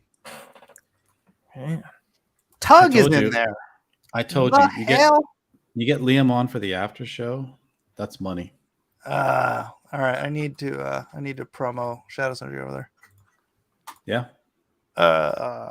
Don't forget that Shadow Sentry closes tonight. Yeah, and then they thought you drew it, Mike. What the heck happened? My screen just tripped out. Oh, maybe I should promote Ma'am I Am in there too. Oh, Liam's gone. See if he wants to come on.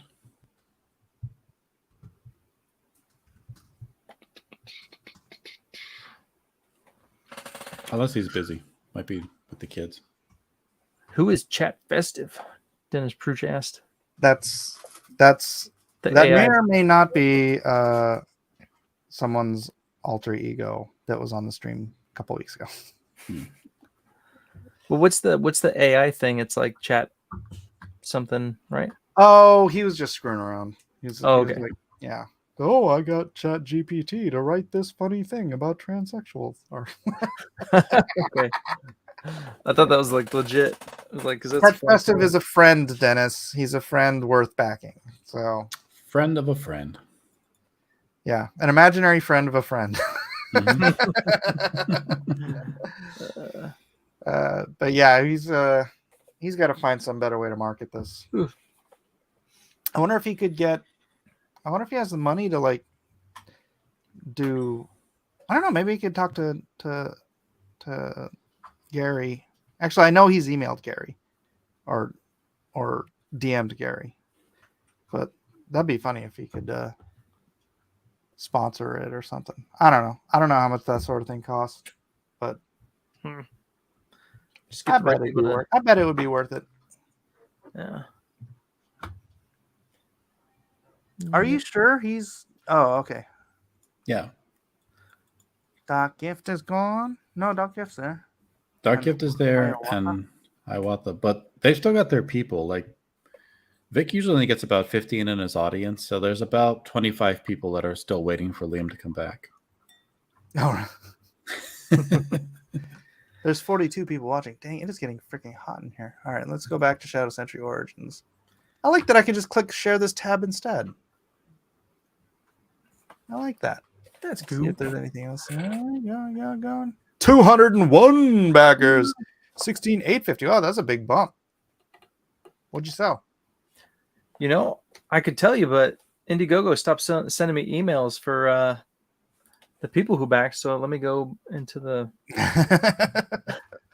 Indiegogo's been so nice to you. I know. It's like, man. Should I play the commercial? Yeah. Play the commercial, Mike. Okay. Let's,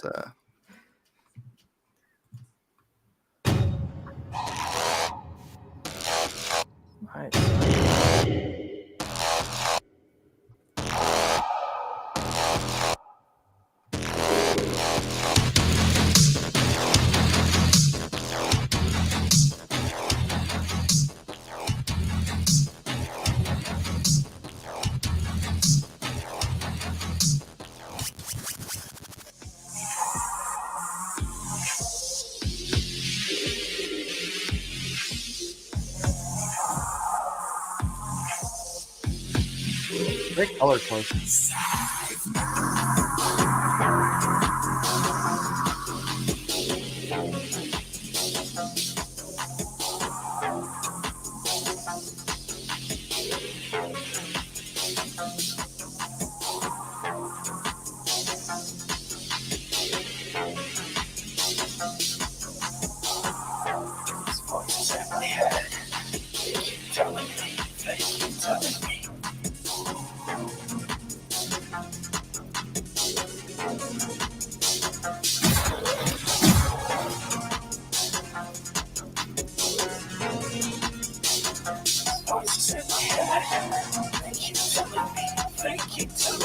Unhappy, uneasy, dissatisfied, there is a great disturbance, causing affliction, to this frail and broken mind.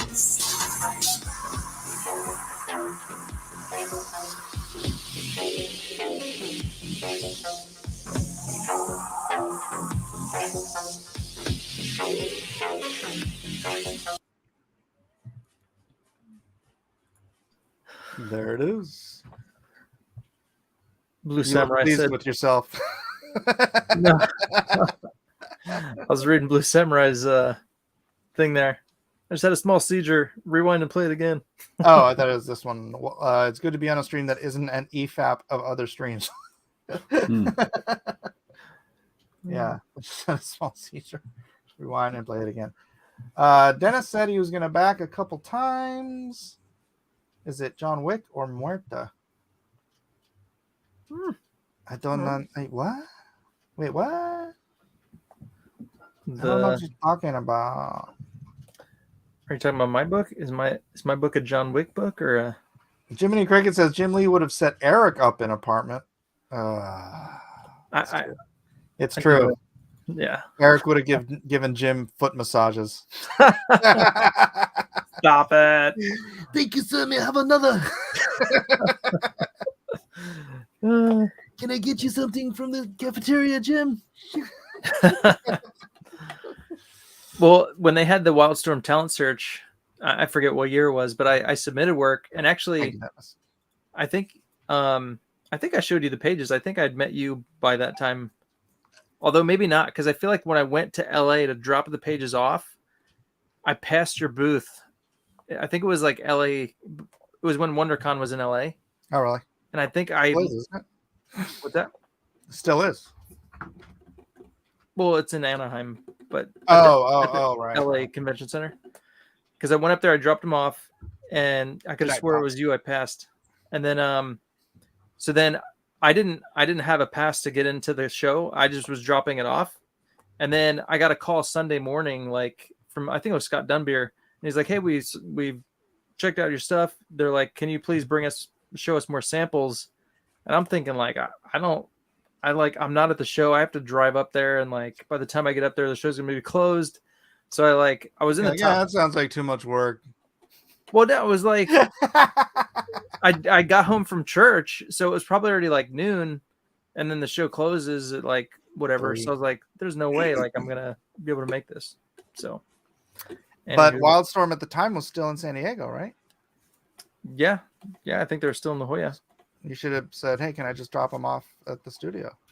But he didn't leave a callback number, and I had no way of getting a hold of him. I was like, man. So like literally my only.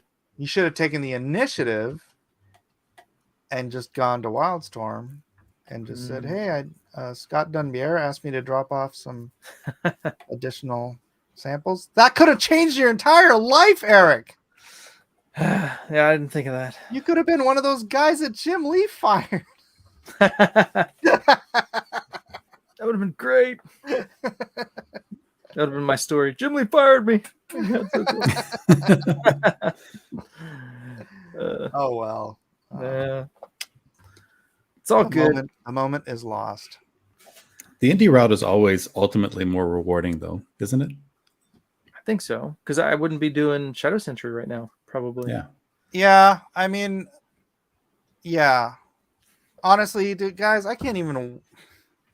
I know my actions aren't making this sound true, but I can't wait for people to read Lone Star 3 because, like, you know, I sent it to James Hayes before he passed away, and he said it was the best chapter and totally made Lone Star like more the hero than the rest of the book did.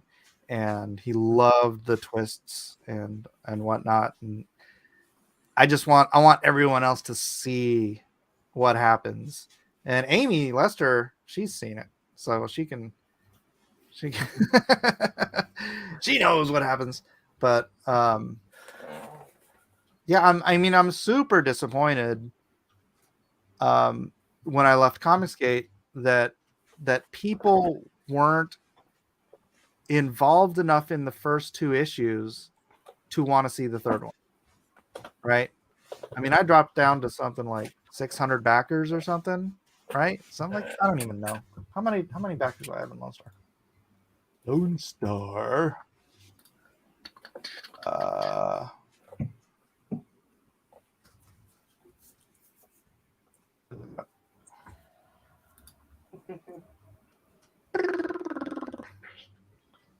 Yeah, I got like 669 backers from like 3,000. From 3,000 to 669, which is just ridiculous. It just makes me feel like none of those guys read the freaking book.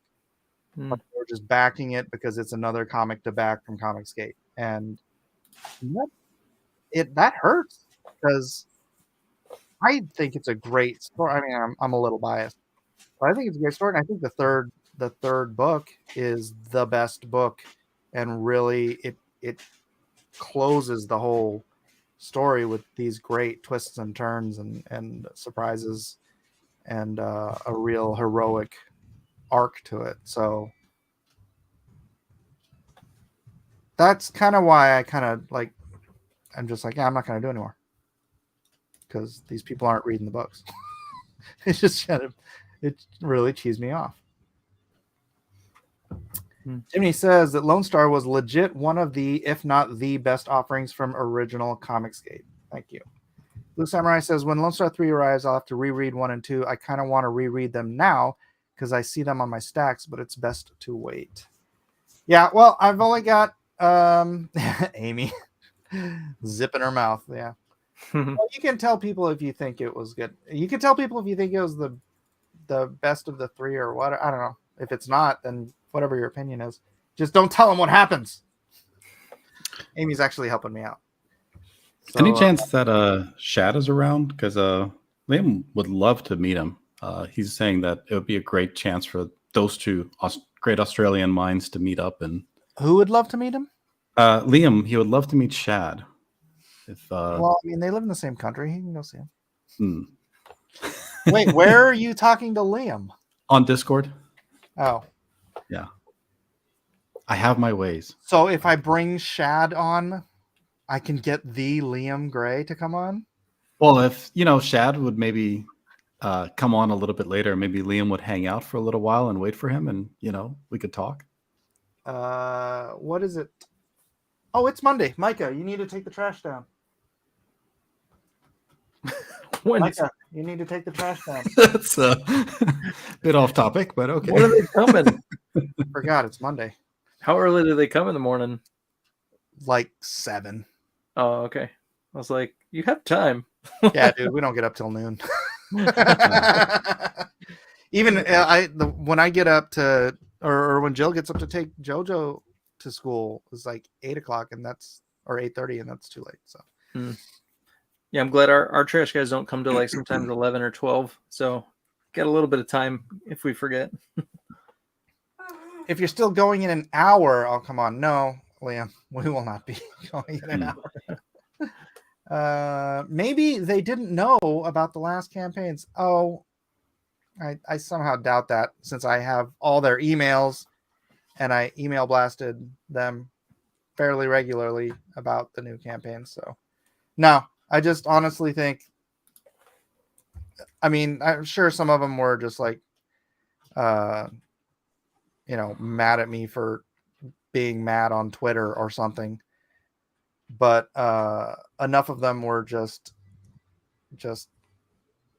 oh, I'm not going to back anything that's not Comicsgate, or Ethan has turned me against Mike, or Malin has turned me against Mike, or they just didn't read the damn books. And I know I've heard from people that it's like, oh yeah, I just buy them. If that's the case, I mean, honestly, I'll take your money, but I don't want people just buying it and not reading it. But the whole point of a creator creating stuff is because they want other people to consume that creation, whether it's art or writing or whatever it is. It's like there's no value in a couple bucks. The value is in sharing your ideas and your creations. And that just drove me nuts. Happy Anzac Day? What is it? I don't even know what that is. I thought it said Aztec. I glanced on it. But... He said Anzac. I'm not going to Google it. No. Eric. Yeah, I'm sharing on Mike's stream. On mine, only Mike's channel can see Mike's peeps and Mike's peeps for All right. Blue Samurai says, I talked about this on my stream a couple hours ago. The ins and outs of CG was a litmus test. What do you mean? Actually, here. I'm not going to go that much longer, but if you want to come in and explain that expository. Oh, will my links go out there? Yeah. In the chat. I know, but he's not watching on mine. Yeah, let me I could repost it. And it'll go to mine.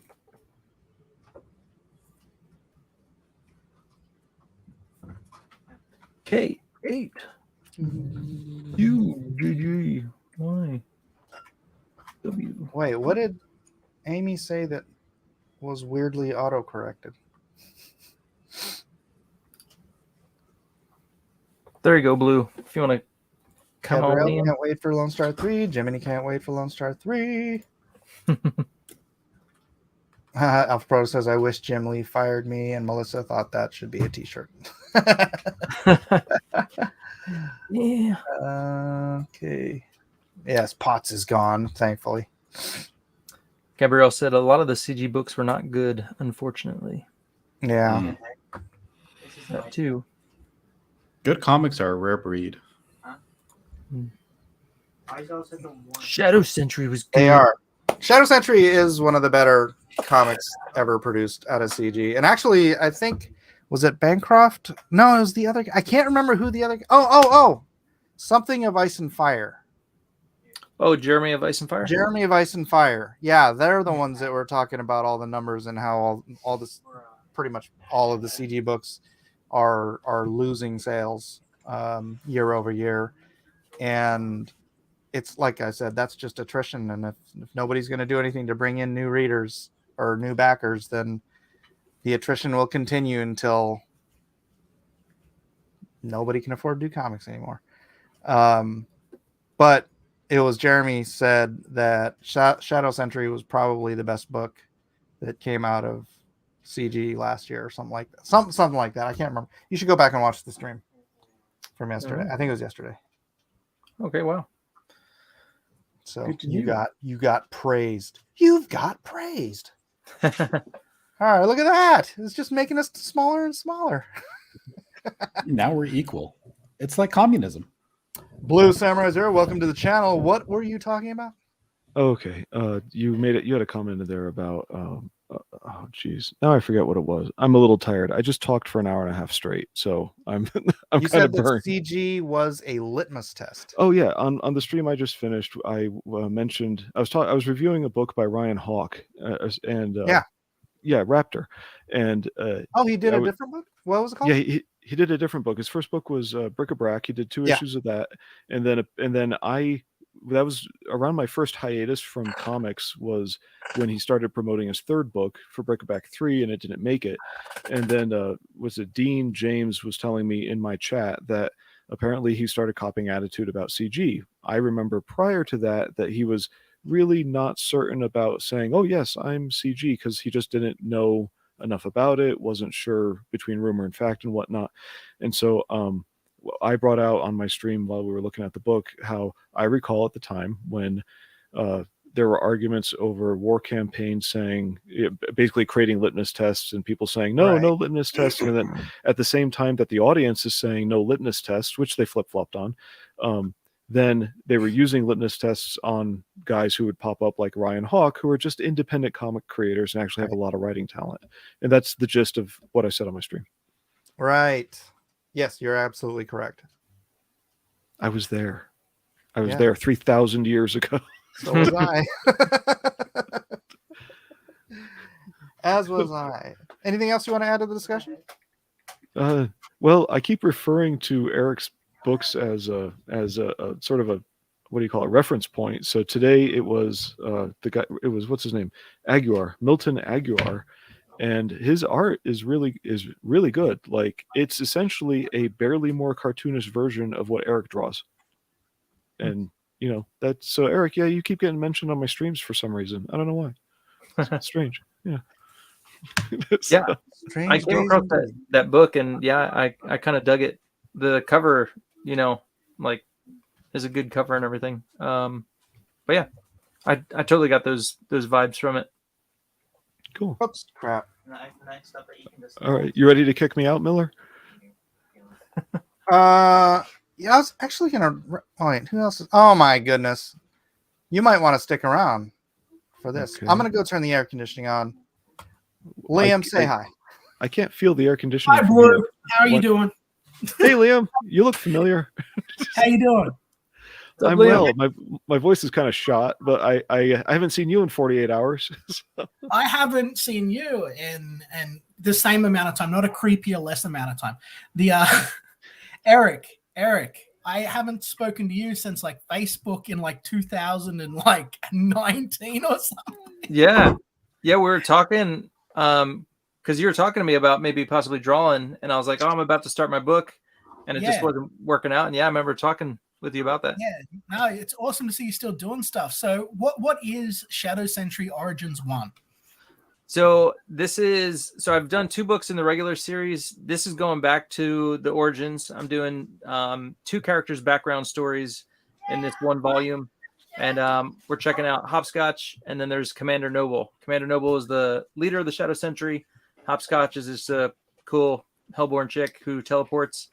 So yeah. I'm getting into their background stories. Tell Liam what Hellborn and Highborn are.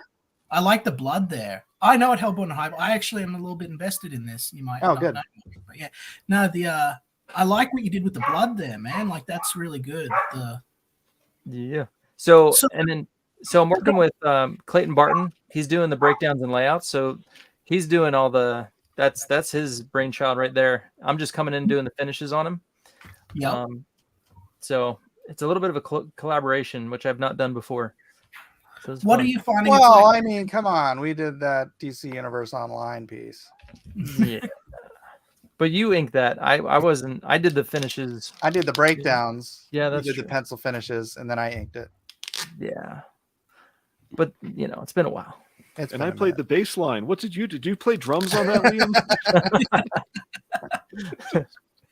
I wonder if I have a scan of that somewhere.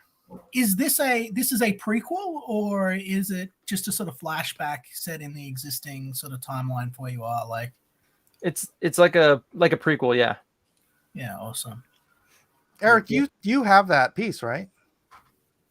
Do I have the original or do you? I mean, do you have a scan of it? Do you have it on your computer? Can you share it? Yeah, I can pull it up. Yeah, find it. That'd be fun. I haven't seen that in a while. All right. I could probably only find the colored version, but I hope that's all right. Oh, that's fine.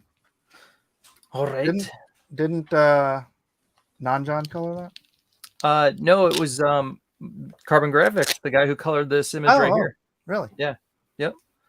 Wow, way back then. Yeah. So, all right, let me find out where I put all this stuff because I moved things around. That hair is really nice too. Actually, that's really well done. That shine on that hair. Cool. Yeah. So the guy who does the cover colors, he colored that first page because my colorist, his father passed away, and he was like, I thought he was gonna be out like totally, and I wouldn't get any of the 5 initial pages colored for the campaign. But then we got the first page done, and then he came back and he said, all right, I'm ready to do some more colors. And so Kevin Anthony DeCastro, who does colors, I believe, for Zenoscope covers or something like that, he did the other pages. So, all right. I got a message for you. Well read. Oh, I love you too, Jabba. Thank you. Since Jabba has made his way over from Vic's stream, let's see what's going on here. Liam, what's the 100-yard overview of what was going on there? It seemed like Vic wanted to do some kind of powwow. Yeah.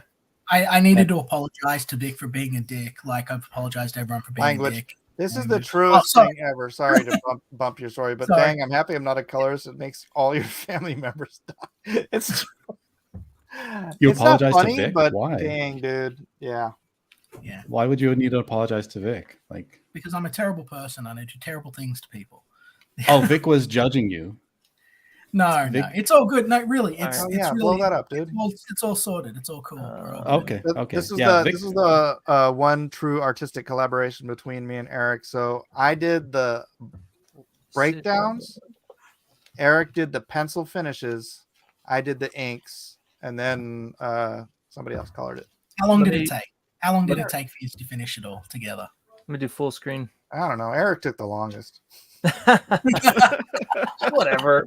I did the finished pencils, I think, in a day. Yeah? Yeah. I did the breakdowns in like an hour. All right. So, flexing on each other. There you go. Nice. So Mike on breakdowns, I did the finishes because he thought I could add that Jim Lee kind of style, to it, and then he inked it. What's your guys' take on the Black Adam film? Like, do you think that I see him there? It's okay. Did you think that it was going to crash the way that it did, or did you think that it was going to do better? Yeah, I think if it had come out 10 years ago, it would have done gangbusters. Mm-hmm. Mm-hmm. But I just think the state of everything today, it just doesn't have the support. Yeah, you think that the superhero is about to go the way of the Western, or do you think we've still got a few more years in us? I think there's fatigue in the sense that something like that should have done better, even though it wasn't the world's greatest movie or anything. But I think if a superhero movie is going to do well now, there's got to be something that really stands out about it. I think the next wave of stuff is going to be pretty milquetoast.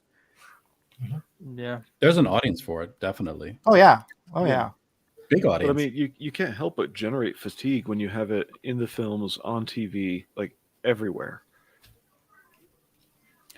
I mean, the fatigue is because the content has gotten so drab, honestly. Okay, Jiminy Cricket says Black Adam was a C movie, but they avoided being connected to Shazam. Heard it was stupid. Yeah, that's absolutely true. But look at Black Adam, right? And compared to the time before, we had the onslaught of really epic movies like the Fantastic Four times, right? If Black Adam had come out the way it is, true, like the same time the Fantastic Four movies were coming out for Marvel, people would be like, DC movies are way better. Yeah. Right? Wicked cool, they'd say, with the backwards hats. Oh, now Eric's just gonna show off his art. Well, you know. Yeah. Well, you know, Blue Beetle. I've got the screen.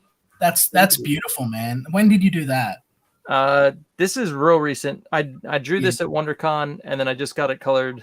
Again, this is the guy that colors my covers. He had some time. So yeah. So That's beautiful, man. That is exceptional comic book art. thank you, brother. Appreciate it, man. Yeah.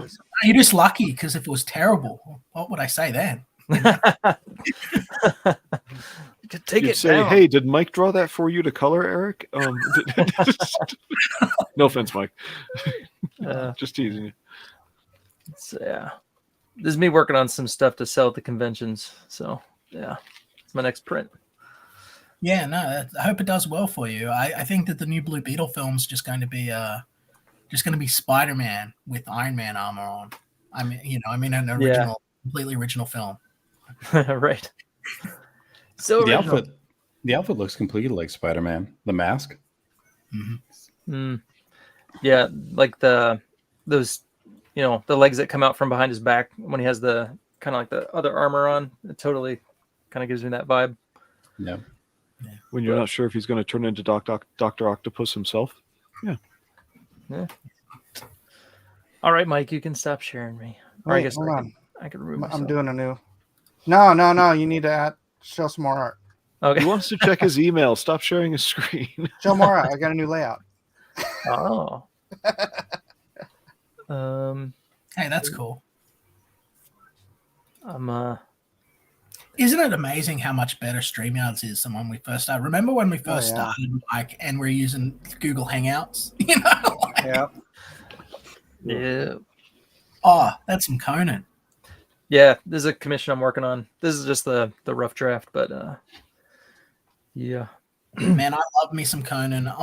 I've been itching to get a bunch of old back issues. Like, I want to get like a nice cover gallery on and like stick it up on my wall of just all old Marvel Conan books. Nice. Like, That'd be cool. that's Red Sonja back there. Like, Yeah. outfit Red Sonja. Yeah, I took her. So I scanned it in, and then in Photoshop, I took her face off because I didn't like the way it was going. So I was like, all right, I'm gonna light box this, and then I'll draw a new face on her. But here, I could show you. Where is it at right now? Here, I could show you this. Well, Red, nobody is watching from your channel. Yeah. Not a regular night for me. So Go away. I see. So you have to be scheduled for people to show up. So they like the I'm unzipped blowing up. shows. They here's like the call-ins. There we are. So I'm still working on this area here, but Man, So he's going to jump on top of all those pointy swords? That doesn't Yes. sound like a good idea. yeah, come on, man. He'll get through it somehow. He'll They'll survive. be dead and on the ground before he lands, man. He's going to pull the whirling dervish maneuver. Yeah, the Iron Whirlwind. It's a Yeah, comic wow. book. Fantastic work, man. Like, I love what you did there. Like, just wow.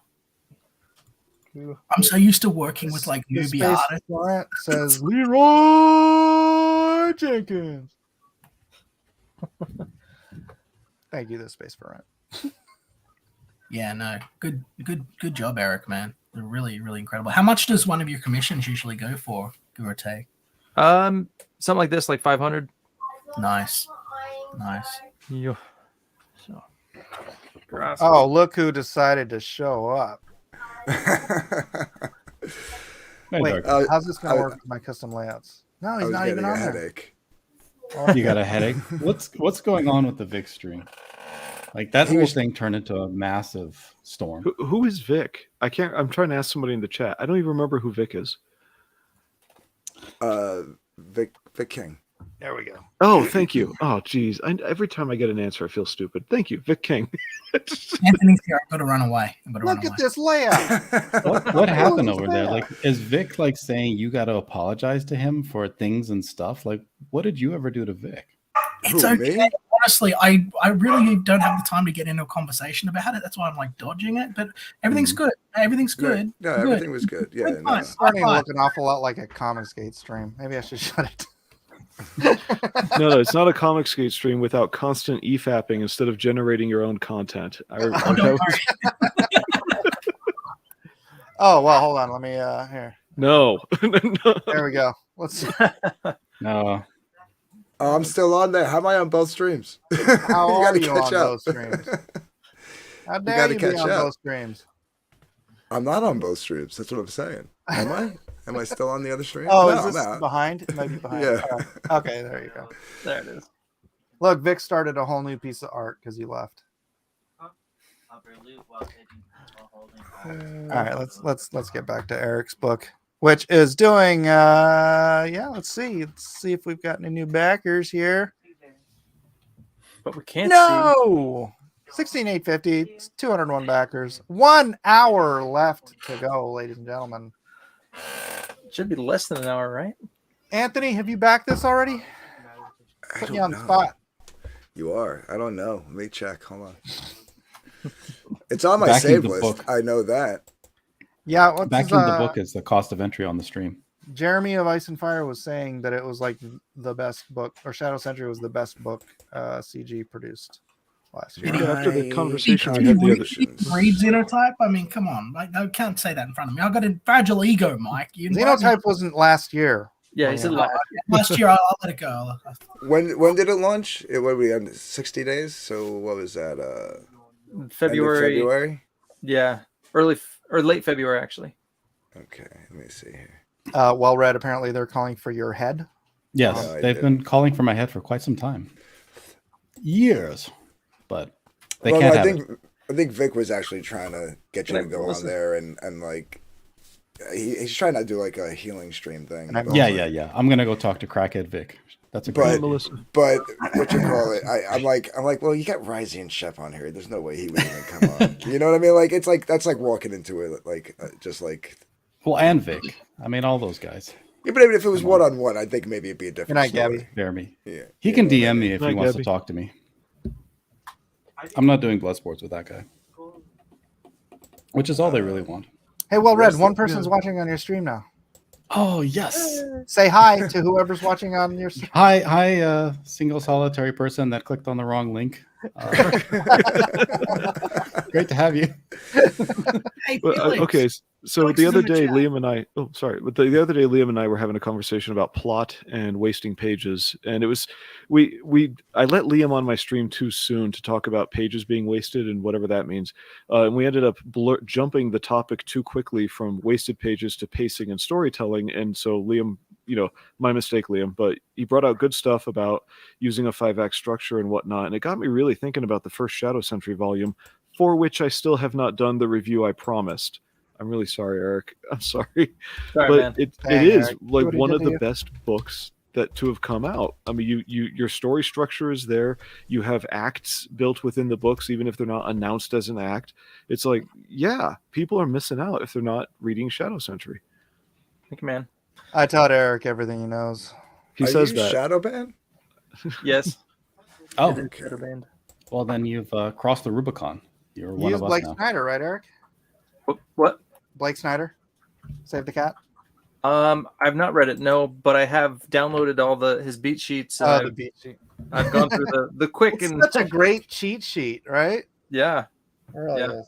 No, so for all my books, I kind of go through it and I plug in my information in the different things he gives. And It's so amazing what just simple story structure can do Mhm. for storytelling. It's like it doesn't have to be like dead on or anything like that, but just knowing that you have a structure that you can build a framework around and get the ups and exactly. downs of storytelling and the opening and closing and getting everything to just feel like a finished story together. and everything. Tie together. It's so good. I love storytelling, man. It's like, The So- little bit of so setup for the much next just- one. Yeah. so much is just like, it's too big, and people just need to sort of contain their stories and then express them. And it's like we're not seeing much of that in the indies anymore. So it's like really cool to have like these.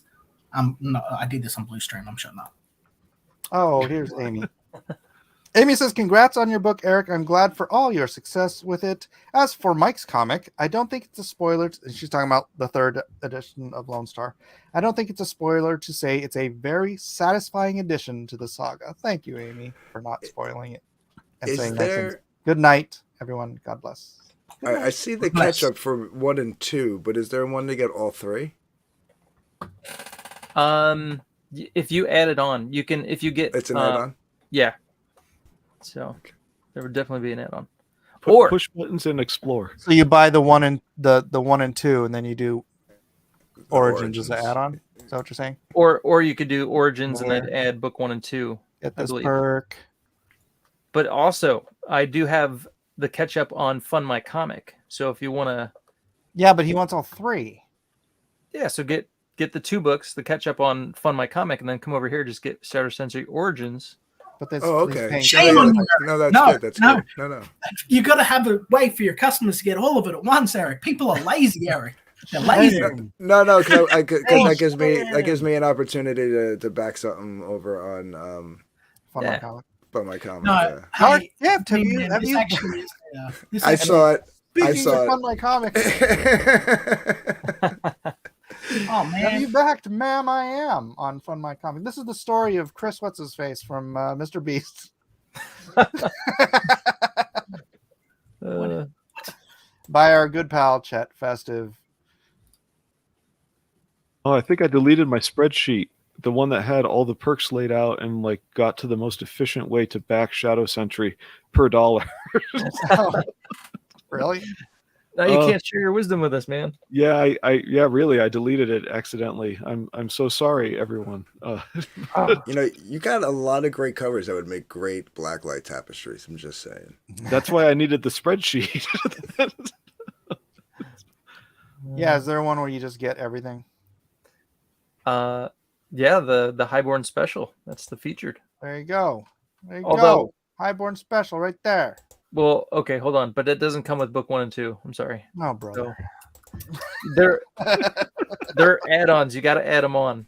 So before you check out, just add them on. You're good. yeah. People yelled at me for that too. You know, like next time, just throw it all in there. Yeah. Yeah, you got to have a library tier. Buy my library. It just has all your books. My library tier is up to like $300 now. All right, I got my receipt, so it should be. Awesome. It should be. Hey, look, Felix Haas put up Kakashi Murder Dolls. I feel like Yeah, that was a mistake, by the way. So turns out you can't put murder dolls on YouTube. Apparently, murder is not a good word. So I couldn't advertise it. Talking anywhere. about a murder of crows. Yeah, it was. It works in both levels, exactly. But yeah, Kakashi Murder Dolls on Indiegogo. It ships now. But yeah, I should have gone with the more English Sacrificial Soldier Scarecrow, which I was going to originally call it. But, That was actually a pretty good book. We did a review of that on Low Reds, actually. Yeah. oh, thank you. I'm not a manga guy, and like even I was like, there's certain things that I think went over my head because like I'm not a manga guy, but like for the most part, I enjoyed 203. the books. You're over $17,000. nice. 203. We've got not 11 minutes. Oh, my bad. I'm not one of them math orientals. No wonder your parents disowned you. Mother's dead, well read. Thanks a lot. I like this we've layout, got by the way, 11 Mike. We've got 10 minutes. See, it's so much easier when it's round numbers, right? 10 minutes remaining on Shadow Sentry Origins #1 funding round. How many pages is it? 60, right? Wait, did I see that earlier? 49, actually. 49. Yeah. So They were originally going to 49 be 24 pages each for 48 pages, but then we added another page in the Hopscotch story because I wanted a full page splash of Satan. So You is your drew the last devil? page, wait, hold on. Is your last page on the IFC or the front inside back cover? Because No. it's 8-page signatures. You can't print 49 pages. Right. So it'll be 52 pages total. Mhm. And then, so it'll be 49 pages, then some extra pages. Oh, okay. So I like to, have room for advertisements. have Usually room 8 for- pages. So 24, 32, 40, 48, 56. No, it's 2, 4, 8, 16, 32, 64, 128, 256. No. That's 512. You can do 52 pages.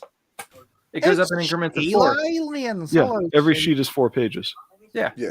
It's just getting the printer to cut it and take the odd cut from another sheet and spread it out, which is they do the whole time. Eric, did you say that you drew Satan in your book? Did you draw the Hello, devil? Manticore. Yeah. That's That's blasphemy.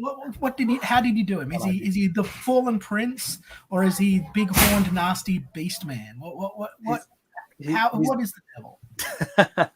Well, I mean, who knows really? I mean, but I went with the big horn nasty Cool guy because he's an angel, but what do angels really look like? And so, but he's badass. He's been a beaten up angel. I'll just say that.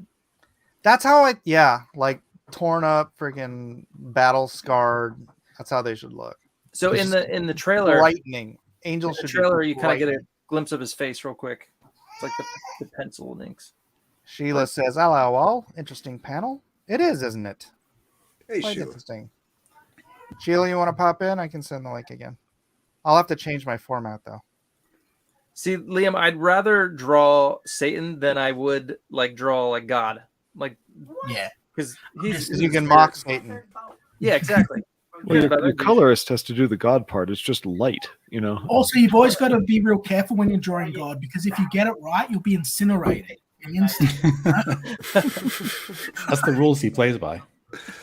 Yeah, it's like you can only sort of see a part of him. If you do it too well, it's it, game over.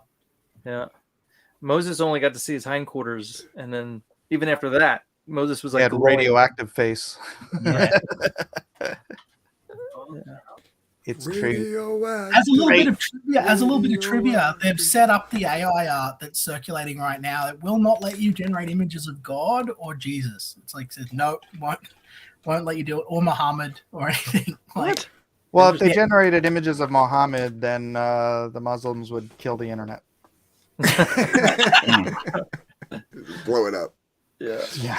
Yeah, so it's interesting. They're doing all this AI art's a big thing now, and but it's got restrictions on what it's allowed to produce. But then you've got guys like Bing that are integrating it into their search engine, and it made me think, so wait a minute, they perfect the AI art, throw it into a search engine. In 20 years, are you going to be able to even trust anything you find? You're going to literally be able to search for something and find photographic evidence of its existence and proof. Well, what they're going to have to do is that search engines and whatnot are going to, the computer will be able to tell when something is AI. And so what it's going to have to do is watermark stuff that's AI somehow. So that I was thinking the same thing. This is a modified image. Every rule we make can be broken. Even the chick from, I forget her name, but the chick from Europe saying, well, central bank digital currency will be a little bit programmable, but only a little. It never stays a little.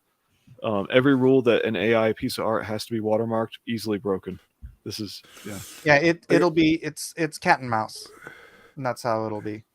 Right. They're going to have to do the RoboCop theory where they put the fourth directive that, you can't kill an OCP, The hidden directive, or there will be trouble. Yeah, the hidden directive, even the AI can't find. Awesome. You must watermark. Why are you asking this in the chat? Why aren't you you're right here, Eric? Because I was responding to Alpha Proto. Oh. So, he's engaging with the chat. You're supposed to do that. I know, but you can never mind. Hey guys, have you seen the hold on, Mike? Have you guys seen the AI art for there's the pillar of fire from Exodus, and then the pillar of cloud, and then there's also these AI angels that people have generated just from plugging in biblical whatever. No, but I've seen some AI generated heaven art that's really cool. It looks like Renaissance paintings and stuff. What, Liam? So we can generate angels in heaven, but it can't generate God. Say again, Anthony. Sorry, I'm a good boy. I said you can generate AI heaven and AI angels, but you can't generate AI God. Yeah, I've never tried. Let's try Sheila it. said You she also put- can't generate AI gore. It also won't let you like generate like horrific visceral scenes and stuff like that. It says no, you're not allowed. I'm fairly sure it depends on what AI generator you're using. Oh well, I get the one that they've done on Bing and Midjourney Midjourney. and another one. I can't remember because I've got a artist friend that was playing around with it a little bit to try and understand it. So Sheila says you're wrong. You can generate gore. Sheila, come in and show us some of the AI art that you made. There are ways around it. I think her avatar is AI generated. I think that's. but what I'm supposed to be saying her. is like, okay, No, so there are that's ways pretty around cool. it, but like it's still, if you were to try and do it like straight up, it'll say no, you're not allowed to do that, right? Like you gotta sort of trick it into doing it. Yeah, like you have to trick Chat GPT into actually answering questions because it's run by freaking liberals. Hey, we've got 4 minutes left on Shadow Sentry Origins. Please do get in there and grab yourself a copy or 12. You mathed it. Good evening. Oh, I've got to change my layout real quick. Hold on a second. Edit layout. 1770. It's a cool number. Oops. Duplicate. 7's the number for holiness. I'm going to squeeze you guys down. What? Can you do like a shuffle, like a cool, like what's that game with the P under the cans? And The man's busy, Eric. Look at him. He's busy. What are you doing? Hands, what? We're meant to hold down the fort while he's thinking. You're distracting him. What do you mean P under the cans? What does that even mean? The shuffle game when you put the little P of something or there's like a little... he left and they messed Oh, up the shell game. The shell game. I scared somebody away. The marble and I didn't mean to scare anybody away. No. Hello, Sheila. Wait, is Liam Hi. scared of you? I guess I didn't mean to scare him away. I wasn't going to be mean. I wasn't going to say shit to him. Hi, What the everybody. heck? Why is Liam scared of you? I don't understand. Because I go on the dank stream. I go on the dank stream. I do too. There's history there. Well, I know about him and JDA, so I just don't understand why.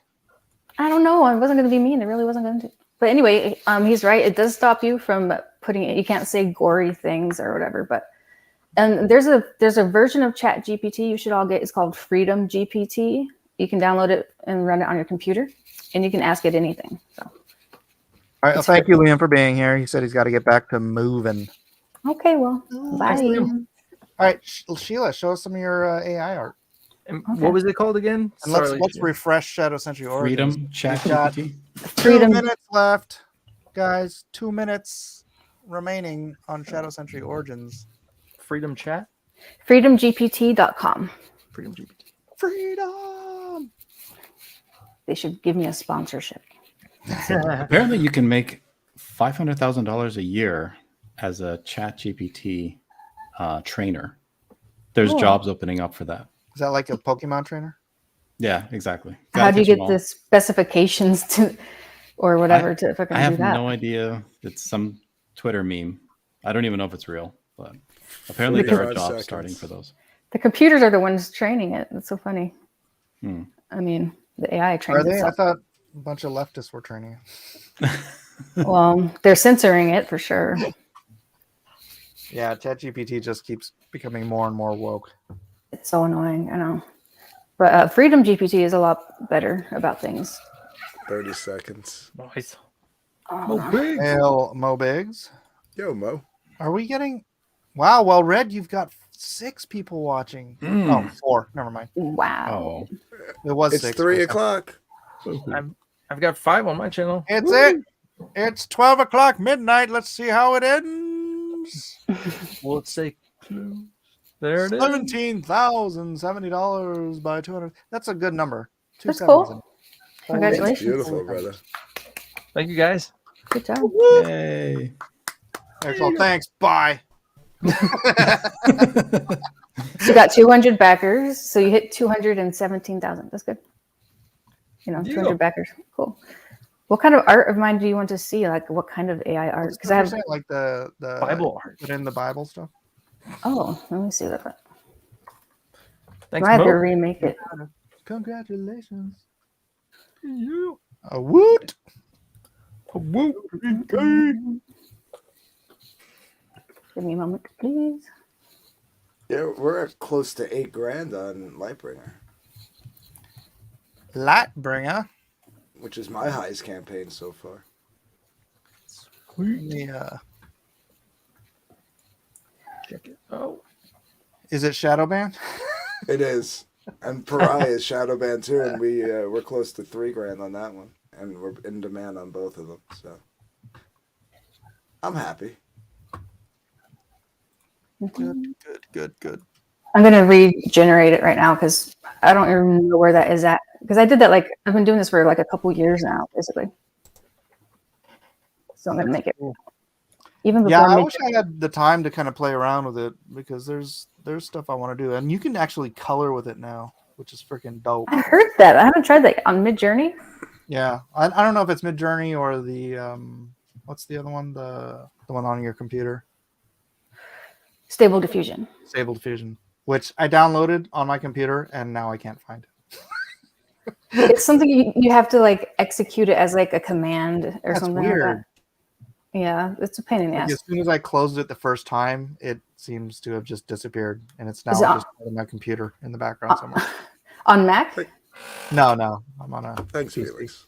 I don't know how that works. A lot of it's a mystery to me still. oh my gosh! I just saw someone I threw it on the ground. Here we go. I guess I'm just gonna do it again right now. Oh my gosh. I'm doing the Book of Genesis. Are you showing this shit? Okay. Yeah. I just gotta do a little bit of editing. Do the Book of Genesis, but with cats. That can be done. In the beginning, there was cats, and he said, "Let there be litter." And there The was cats litter. knocked Earth off the table. Yeah. That's what happens. So Midjourney, you have to put V5 at the end of all of your commands, or else you're just using the old version. So this is the newest version. Yeah. And on the seventh day, he purred. Hey, So Mo. let's see what happens.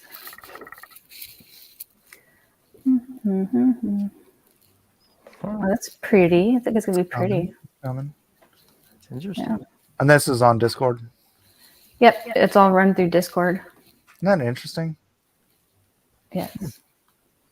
Are you paying for Midjourney, Sheila? How's your father yells in all caps?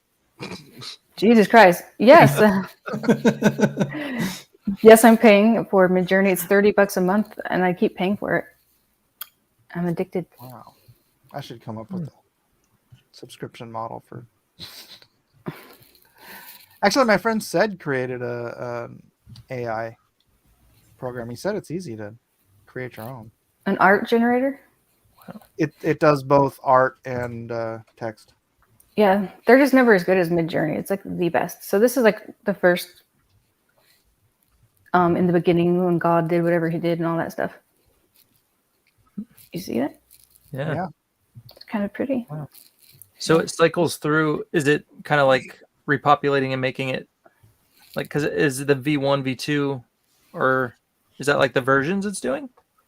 The U's mean to upscale each one, and the V means you can just do a variation of that. You could even change something about it, like put cats instead, and maybe it'll be very similar, but with cats.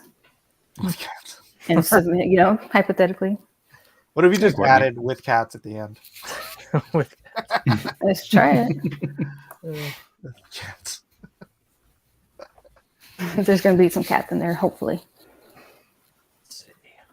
Oh no, they're resurrecting already. They're on Mike's screen. Yeah, I know. That cat rose from the dead. How's I your have a father question. says, "You're paying to destroy artists," in all caps. Oh, stop your strong- nonsense. Stop it with your nonsense. It's a whole new type of art. It's not destroying any artists. What if you made a comic? It's definitely using going to AI? get rid of some artist jobs. Have you seen Dave McKeon's comments on it? No. What did he have to say? It's a well, God, I read it like 2 months ago, I think, or I'm having trouble telling time, but it's a new art form. This changes everything, stuff like that, and then he did some work with it. Yeah, you learn how to use it because it's you can make art that you could never make. No human could make some of the shit that this thing makes. I don't see any cats here. I think if we keep doing it, it'll eventually will show a cat. So I'm gonna resubmit.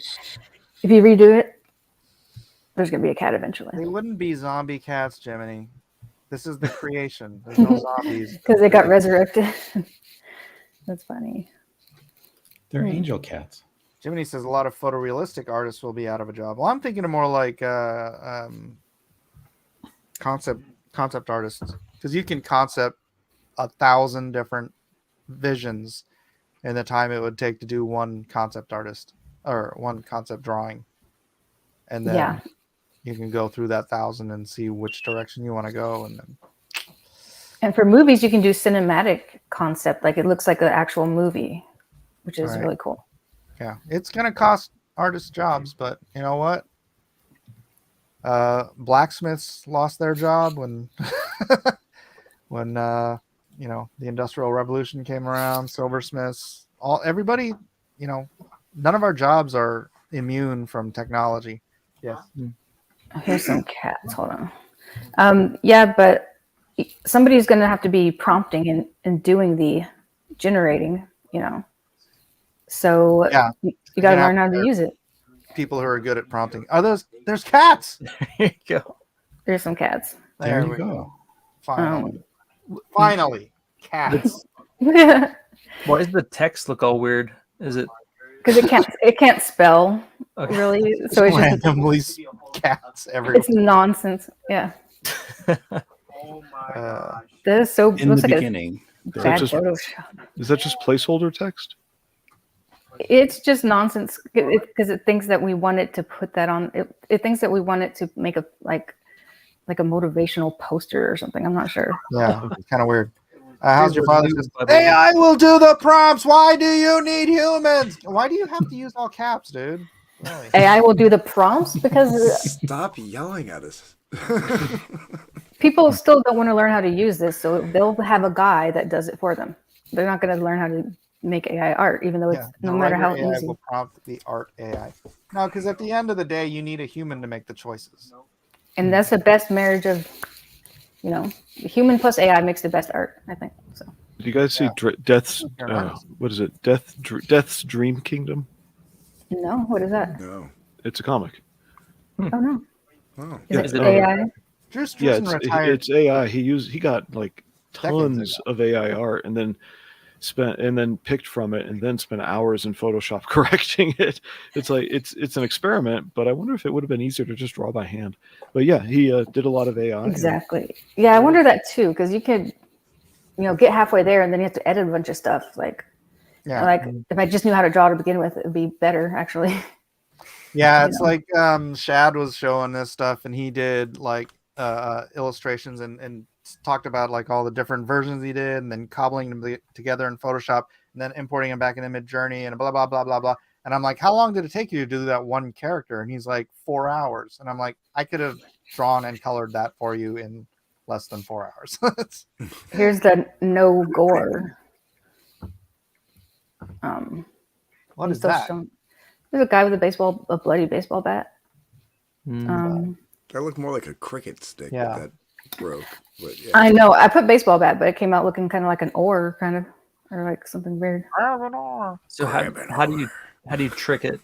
Do you tell it to like put some kind of red splatter that's paint?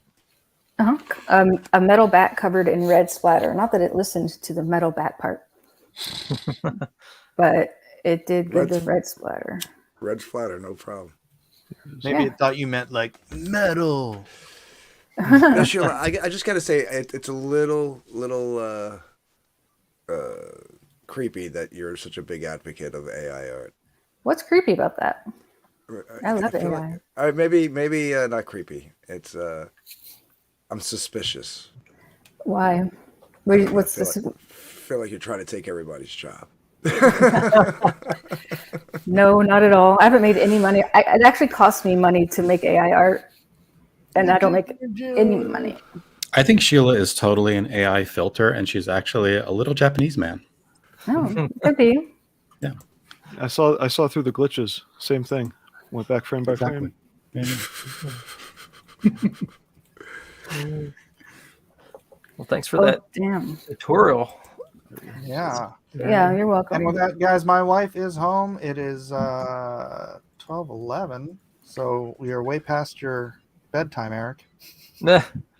Yeah, I'm usually in bed by now. I'm gonna go watch. I was just reading the private chat. Like, guess Yeah, I won't you go guys, there. you guys can discuss that on your own time. No problem. Eric, congratulations. Yep. Good Thank you guys. job.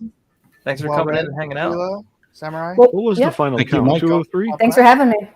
203. 203. Yep. 203. Good Yeah, deal. I can't find Blood the date. sports in the back room. We'll talk about it on JDA's stream for sure. Yes, do that. That's the place for all of that. Yeah. Well, Me I'll be too. there. Okay. Thanks for Right. having me. Why is it not showing up? Oh, because I didn't click it because I'm an idiot. All right. Yes. Shadow Sentry's Origins #1. Thank you, everybody. I'm probably going to make this a members only stream just because I feel kind of uncomfortable about that story I told. Oh, come on. Oh, No. Wasn't that bad. What story? can't do that to a promo stream. Yeah, you can't do that Close to a out promo stream. stream. Mike's Yeah. Jim Lee story that he's never shared before publicly. Yeah, it's an exclusive.